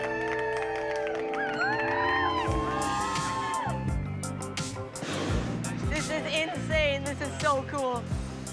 So how exactly does the heat keep us up? I constantly put heat in because the balloon is always cooling. Right. So if I want to maintain this altitude, I got to put heat in. I'm going to do that right now. So the balloon is now flying in level flight, and if we don't do anything, the balloon will start to cool and will start to descend. But if we let the balloon cool too much, then the balloon will come crashing to the ground too fast. That's not good. So we're going to control the amount of heat we put in so we can find a nice soft place up forward here to land. Hey, Squeakers, how did you get up here? Look at them go. I never would have thought those balloons would have gotten you this high. Squeakers, man, this is the only way to get around. You funny guy. Bye. How do you make water? I am the water monster. I make water with my water monster magic. Just kidding. I found out that water is made up of 2 gases in the air, oxygen and hydrogen. Here's how they get together. Gas has a dance party, swinging through the air. Gas has a dance party, gases everywhere. Oxygen and hydrogen shake their derrieres, but if 2 H's bond with O, they turn to water. Down they go. When 2 H's bond to O, they turn to water.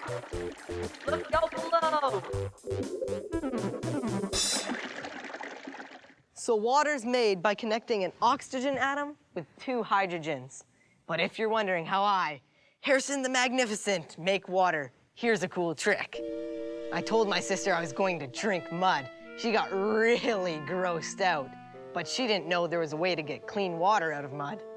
Want to see how the trick works? The experiment. This is called a distiller. I let my sister pour the mud into here and told her at the end of the week I drink whatever liquid came out. But will all the water evaporate before the week is up? Or will I have to drink mud?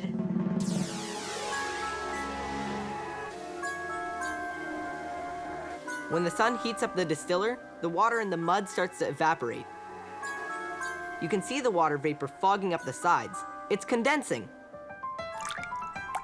Then, when it cools off, the vapor turns back into water and drips down into the container. Whew, all the water in the mud evaporated, but the dirt didn't.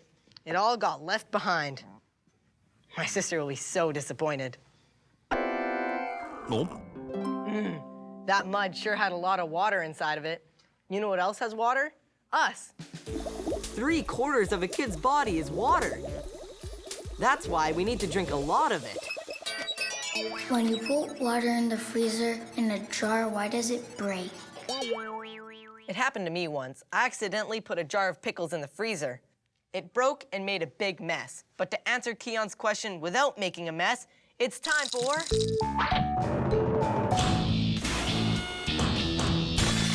Uh-oh. Do try this at home. Want to know a cool magic trick? Well, it's not really magic, it's science. But you don't have to tell anyone that. You take a plain, ordinary glass of drinking water and fill it all the way to the top. Then, tell your friends and family. Prepare to be amazed. I'm going to make this water get bigger. Presto, changeo, water, grow. Then, put it in the freezer. When the water is frozen, it will have grown taller than the top of the glass, all by itself. See? How did it do that?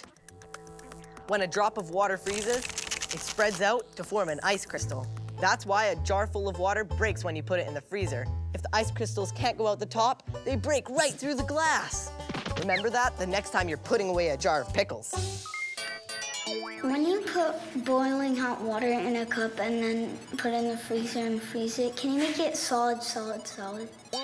To find out, please welcome my special guest, materials engineer, LV Dalgard.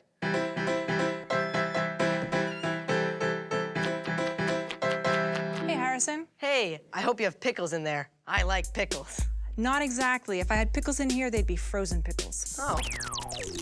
Maria wants to know if you can freeze boiling water and put it into really solid ice. Sure, of course. You can change the phase of water no matter what temperature it starts at. In fact, if you're someplace really, really cold and you take a cup of coffee and throw it into the air, some of those droplets are going to freeze before they hit the ground. Really? And yeah, and the same thing happens with spit. Cool. Let's do a little experiment. We're not going to be freezing spit around here, are we? Don't worry. I want you to take these glasses and put them on. Okay. Because we're going to be dealing with liquid nitrogen, and liquid nitrogen is kind of like boiling oil. It'll burn your hand if you get it on your hand. So you're going to put the gloves on too. It's so cold it burns.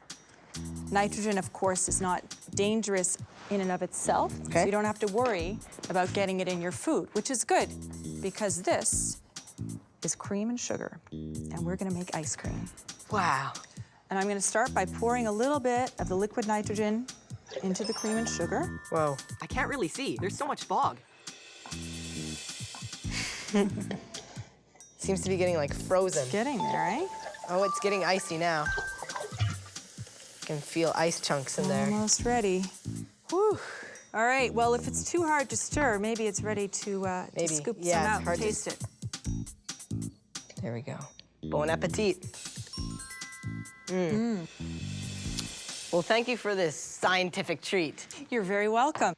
And here's another question. It's from Brianna. Why doesn't ketchup come out of the bottle sometimes and it makes a big mess?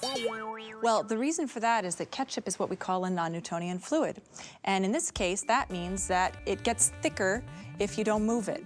Right. It gets thinner if you do move it. So is there any scientific way to unstick it? Sure. Hey, that's not exactly scientific.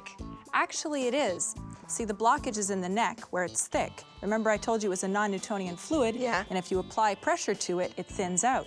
Well, guess what? Thins out in the neck, comes right out of the bottle. Non-Newtonian fluids. Those sound cool. Is there any magic tricks I can do with them? Actually. Really? That would be perfect for... My Great Challenge! Today, my challenges are Kobe, Haley, and Ashley, Zachary, Mateo, and Colton. So are you guys ready to do something amazing? Yeah. Yep. So if I told you you had to do some jumping jacks or jog for a couple of minutes, that sounds good, right? Yeah. Okay. Yeah. But what if I told you you had to do it on a liquid without sinking? So this is what you guys will be jumping on. It is made up of cornstarch and water. And let me show you something real quick. So if I am to punch it really fast, see, my hand does not sink, it's not wet. But if I slowly put it in, oh, gross. When I say go, the first person on each team has to jump into the pool. And you have a minute of exercises to do, and you have to stay on top of the liquid. When the minute is up, you'll be switching with your teammates. But if you sink before the minute is up, you will be eliminated. The next person in line has to jump into the pool right away and take their place. The last team with a person still standing wins. Okay, are you ready? Yeah. Yep. Go. Oh. I can't. They're both down.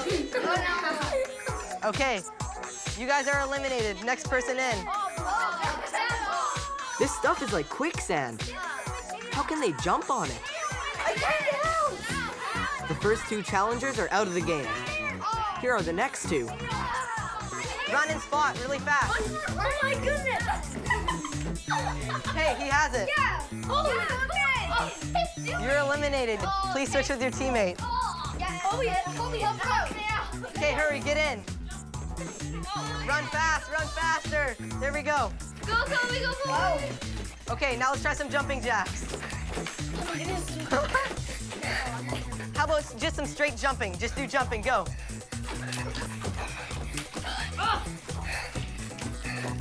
And switch, green team. Start doing some jumping jacks.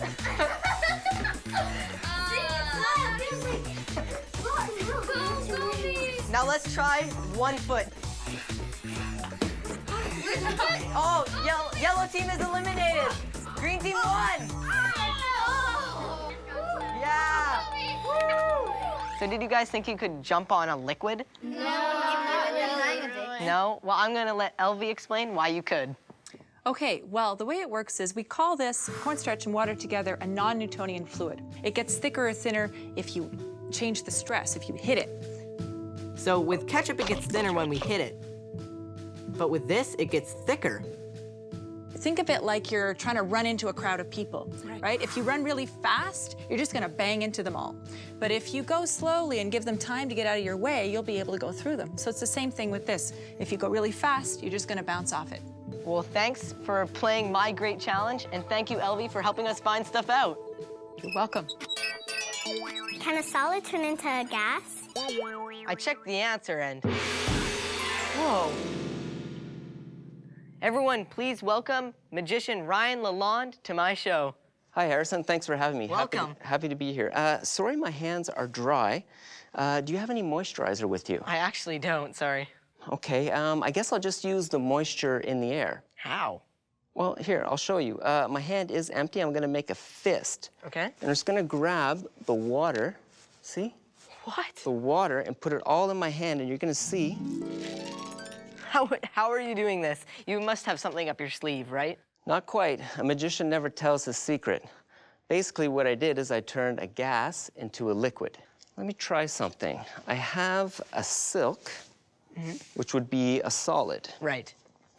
I will put the solid into the glass. Now I have a white silk, which I can turn into white milk. Is that one of those tricks where you make the audience look away and while they're not looking, you do something really fast? Harrison, you're a tough audience. There must be a scientific explanation. Dahlia was wondering, can you turn a solid into a gas? I think you can. Let me try something. Whoa, how'd you do that? Well, it's very simple. I use what magicians call flash paper. Right. It has particles in the paper that are flammable and help the paper disintegrate. Right. When paper burns, gases are formed. Don't you burn yourself with that? No, magicians have very safe ways of doing tricks. That's why kids should never copy the tricks they see on TV or in movies. I can show you something else about turning a solid into a gas. Right. Those are frozen blocks of carbon dioxide, also called dry ice. Whoa, it's bubbling and there's smoke coming out of it everywhere. So, Dahlia, the water warmed the solid carbon dioxide, and that made it turn into a gas. Oh, and I just thought of another example. A normal ice cube is solid, but when it melts, it turns into water. If that water gets hot enough, it turns into vapor. So water can be a solid, a liquid, or a gas, depending on the temperature. What I have here is 2 glasses. A full glass of room temperature water and an empty glass. So we're gonna put this white piece of paper over the glass to make sure we know that this is the original empty glass. Now I'm gonna pour about half the water, maybe just a little more, into the glass. Now the purpose of this trick is to see if I can actually freeze the water in the glass. And you're gonna see that it is actually frozen. Well, there must be a scientific explanation to that, too. Elvie already showed me how you can freeze things really fast. I guess you just don't believe in magic. Oh, that reminds me. I still have to answer Victoria's original question. Why isn't magic real? The big answer is... magic is real. Sort of. I can't wave a magic wand and make squeakers disappear. The tricks magicians do aren't real. Hey, whoa, Harrison. They're illusions, even if I can't explain how they're done. But the real world is pretty magical if you think about it. Think of all the stuff we saw that is real.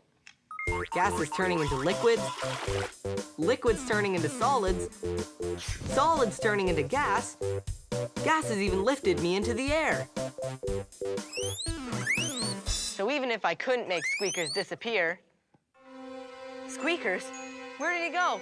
Squeakers? Squeakers? Whoa, Harrison, did you check your hat? Where? How'd you do that? I didn't see you do that. Well, you're not supposed to, it's magic. Hey, it's empty. What have you done with Squeakers now? My name is Squeakers, Hey! and this is my show. Squeakers? How did you get there?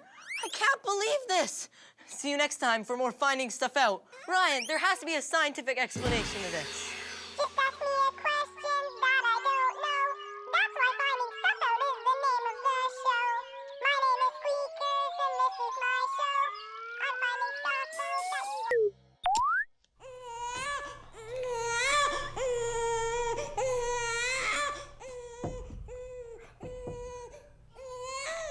Sorry about the noise. My cousin's visiting with her baby, and it's a little loud in the house.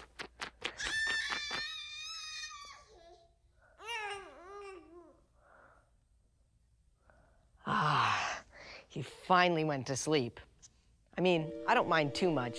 Babies are neat, but my sister is driving me crazy today. She's copying everything I say, like this.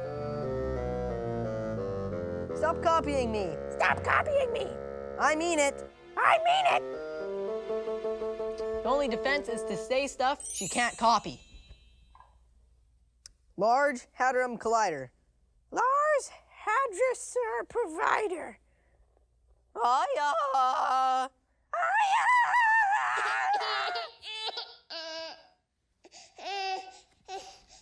Oops, I woke up the baby. I can guess what happens next. Harrison, I told you not to wake up the baby. Sorry, Mom. So I've been thinking a lot about babies and families lately, and apparently so have you, because you've sent me a lot of questions. Here's a question from Kalia. Why do we have families? The short answer is to drive us crazy. But seriously, sometimes it's hard putting up with crying babies, copycat sisters, and stressed out parents. But there must be a good reason why we have families. I'll find out the answer and your other questions about babies and families by the end of the show. Here's a question from Alana. Why are brothers annoying? Is that your little brother that copies you all the time? That is annoying. But I checked and found out there's a reason that our little brothers and sisters copy us. Have you ever heard the expression monkey see, monkey do? Well, monkeys learn by imitating others.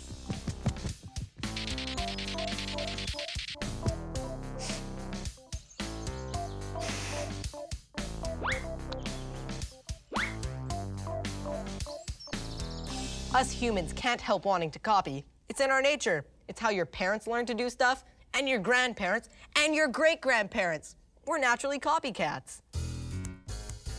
I know you are, but what am I? I know you are, but what am I? I know you are, but what am I? I know you are, but what am I? But what am I? I know you are, but what am I? I know you are, but what am I? I know you are, but what am I know I? you are, but what am I?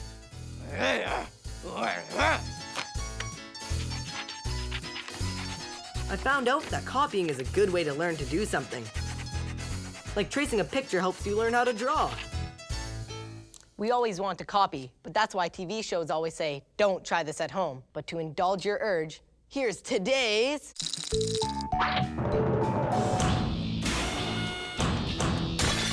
Uh-oh, do try this at home. How good are you at monkey see, monkey do? If I play a drum rhythm, do you think you can copy it just by watching? Here. Did you get that? I'll break it down for you. And that's how I learned how to drum, by learning each thing slowly. Here's another thing I'm trying to learn. Breakdancing is really hard because you have to move super fast. But if I slow it down for you, does that make it easier? Not for me, not yet, but I'll keep practicing. Drumming and breakdancing may look like they're just fun, but they actually help our reflexes, balance, and even sharpen our mental skills too.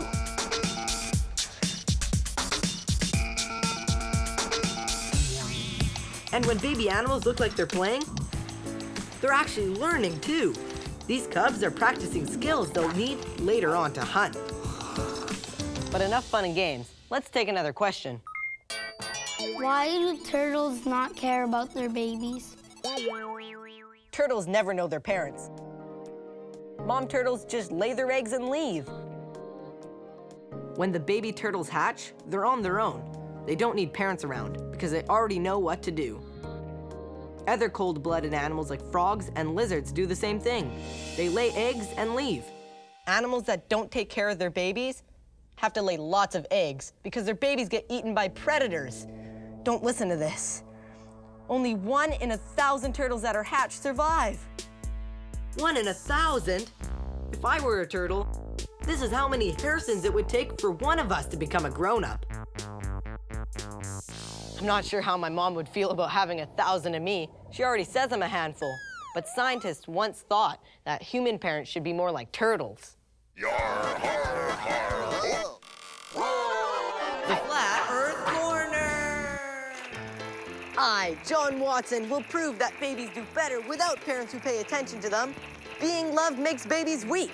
I want to raise strong, unloved babies in baby farms!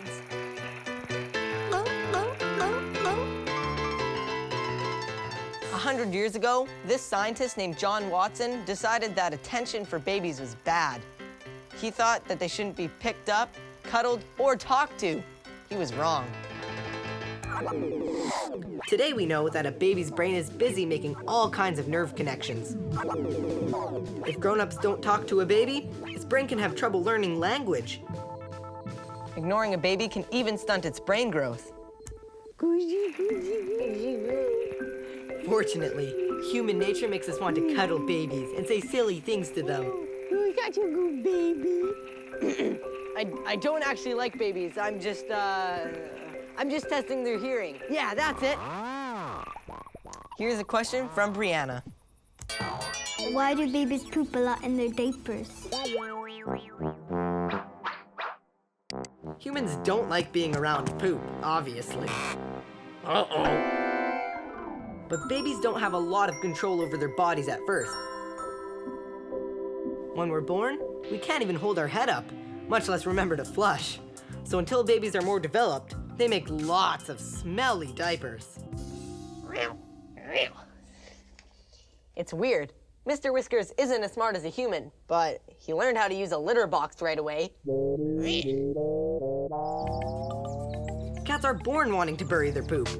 It's their natural way of avoiding predators. Even if there are no predators in your home, your cat doesn't want to take any chances. But what about other animals?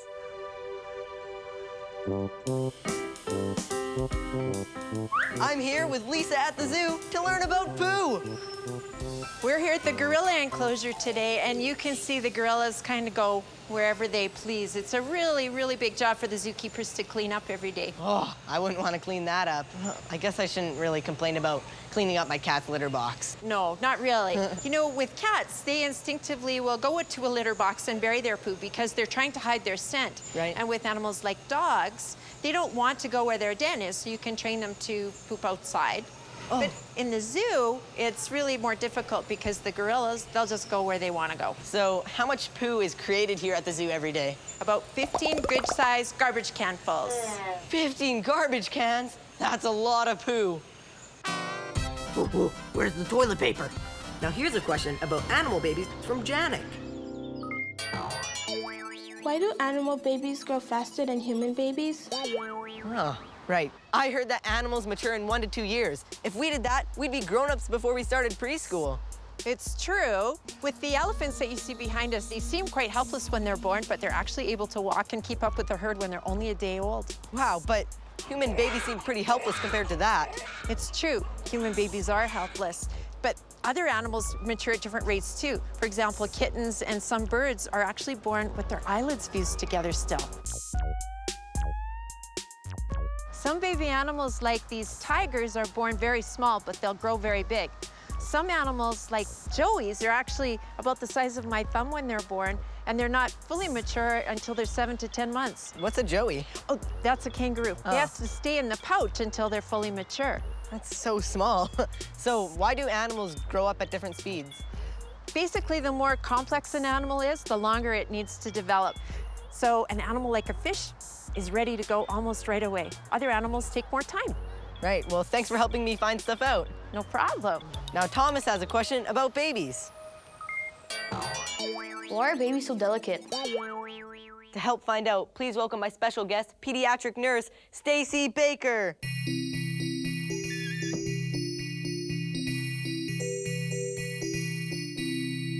Welcome to my show. So, how's my cousin's baby doing? He's perfect, just like you. How did you calm him down? Some babies just love to be rocked and held. Do you want to hold him? I don't know. I don't actually know if I should. It's okay. Babies are not as fragile as we think they are. It's just that babies are born with really big, heavy heads, and the muscles that have to hold it up in their neck aren't very strong. So when you hold a baby, you just have to make sure that you support their neck. You want to try? Sure. Like this. Support their neck? Yeah, just make sure you hold his neck like that. There you go. Am I doing it right? You're doing a great job. Okay. It's okay. It's okay. What's wrong? What do you want? It's okay. It's okay. Look. I guess I just don't have that special baby touch. So Thomas was wondering why babies are so delicate. Well, babies are in their mummy's belly for about 9 months, right? And then they have to come out because they just get too big. But they're not fully developed yet.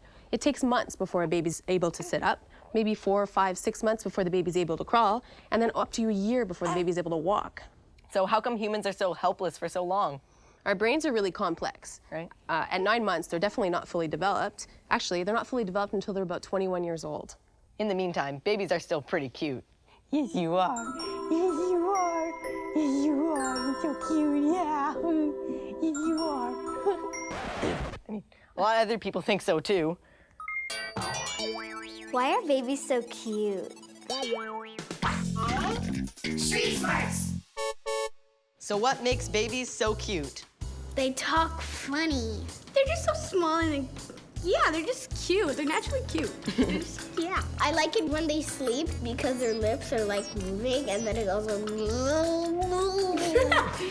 I can hold them And their feet are as big as my thumb, and they're soft. They're soft. They're soft. And they all love me. I just love their legs. They're just so squeezable. I like newborns because they have no teeth. I just love their adorable laugh. It always makes me laugh. Hey, I think it's time that we pretend like we're babies.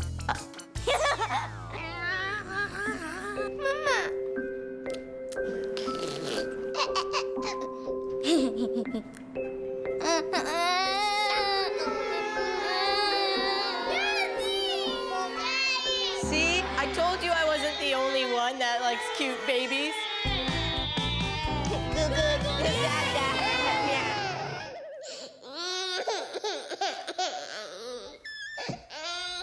Sorry, I had to give the baby back to your cousin. I think he was hungry. Must be lucky to be that cute.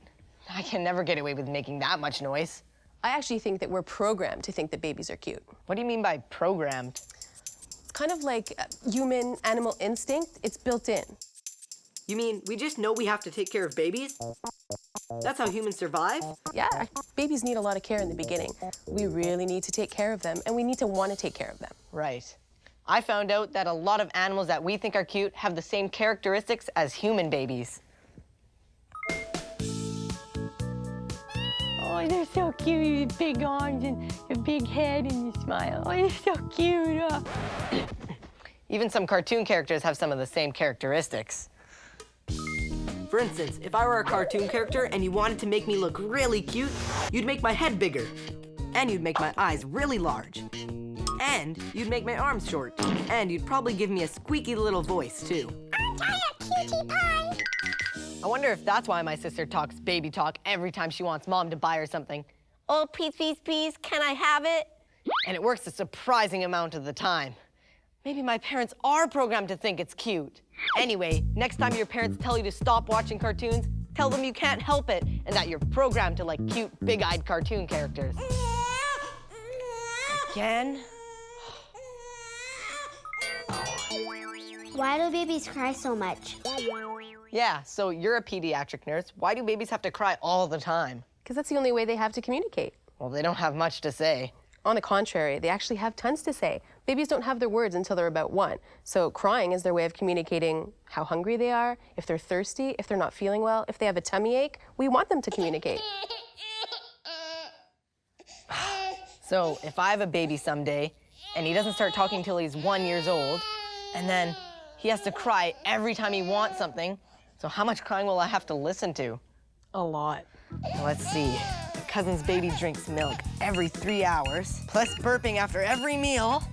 That equals 8 burps a day, plus rocking to sleep, plus 4 naps a day, plus a bedtime at 8 p.m., times 365 days, plus if he's too cold in the winter and too hot in the summer, my head's getting hot too. Ah! You're gonna make my head explode!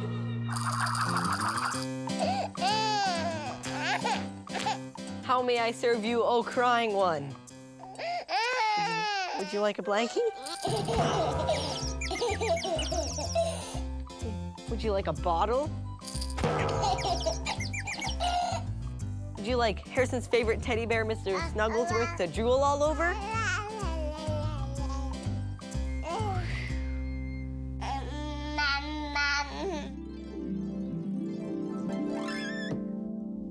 Harrison. Harrison. Harrison. Oh, sorry. I didn't get much sleep last night with the baby crying. You said crying is communication, but it doesn't sound like much. Yeah, actually, it is communication. And some parents actually believe that they know what the baby needs by the way that the baby cries. So do all babies have the same cries, or do they have different cries? Like, do they have their own?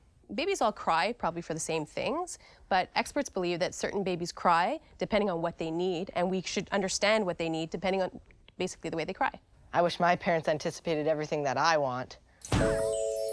Whoa, it worked. Thanks for helping us find stuff out. No problem, Harrison. Enjoy your milkshake. Speaking of milk, here's a question from Elizabeth. Why does my baby brother drink so much milk? I found out that babies drink so much milk because for a long time, it's the only food that they can eat.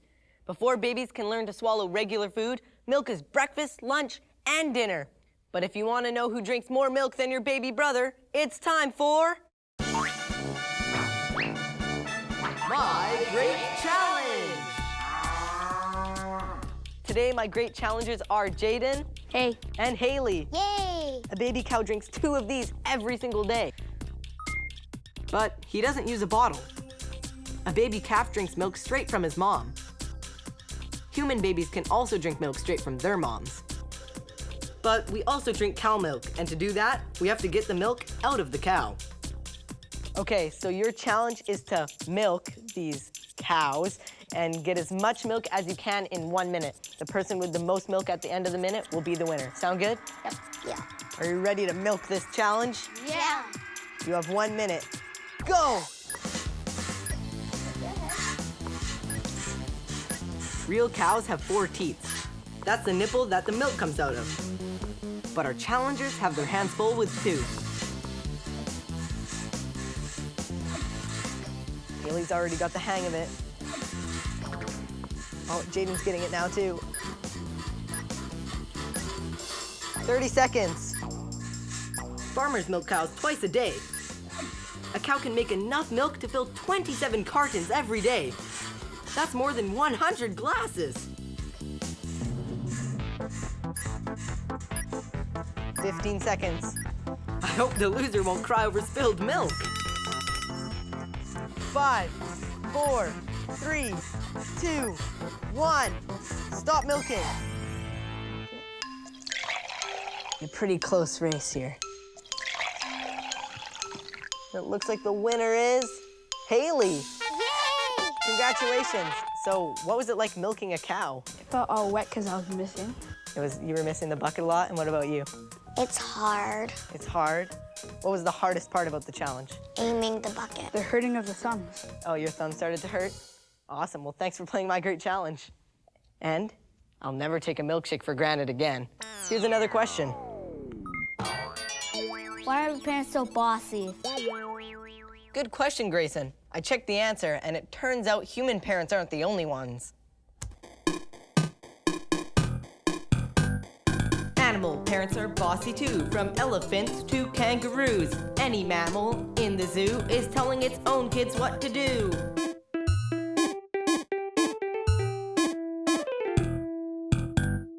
Wipe your paws, don't play with your prey. Growl to scare the humans away. Get in a cave and go to sleep. Don't provoke the wild beasts. Animal parents are bossy too, so animal kids learn what to do. Animal parents are bossy too, so animal kids learn what to do. Yeah! It turns out the reason parents are bossy is because they have to keep us safe and teach us how to be grown-ups. I know you are, but what am I? I know you are, but what am I? I know you are, but what am I? I know you are. They learned how to do that from their parents. I know you are, but what am I? Who learned it from their parents? Who learned it from their parents? I know you are, but what am I? I guess that brings us back to the question that gave birth to this show. Why do we have families? The big answer is... survival. Living in families helped our human ancestors survive, and helps us too. Families take care of us when we're sick, and when we're babies and can't do anything for ourselves. And we can take care of them too. We're all better off when we take care of each other. Even if sometimes we drive each other crazy. I know you only copy me because you want to be just like me. Gross! I know you are, but what am I? I know you are, but what am I? See you next time for more Finding Stuff Out. See you next time for more Finding Stuff Out.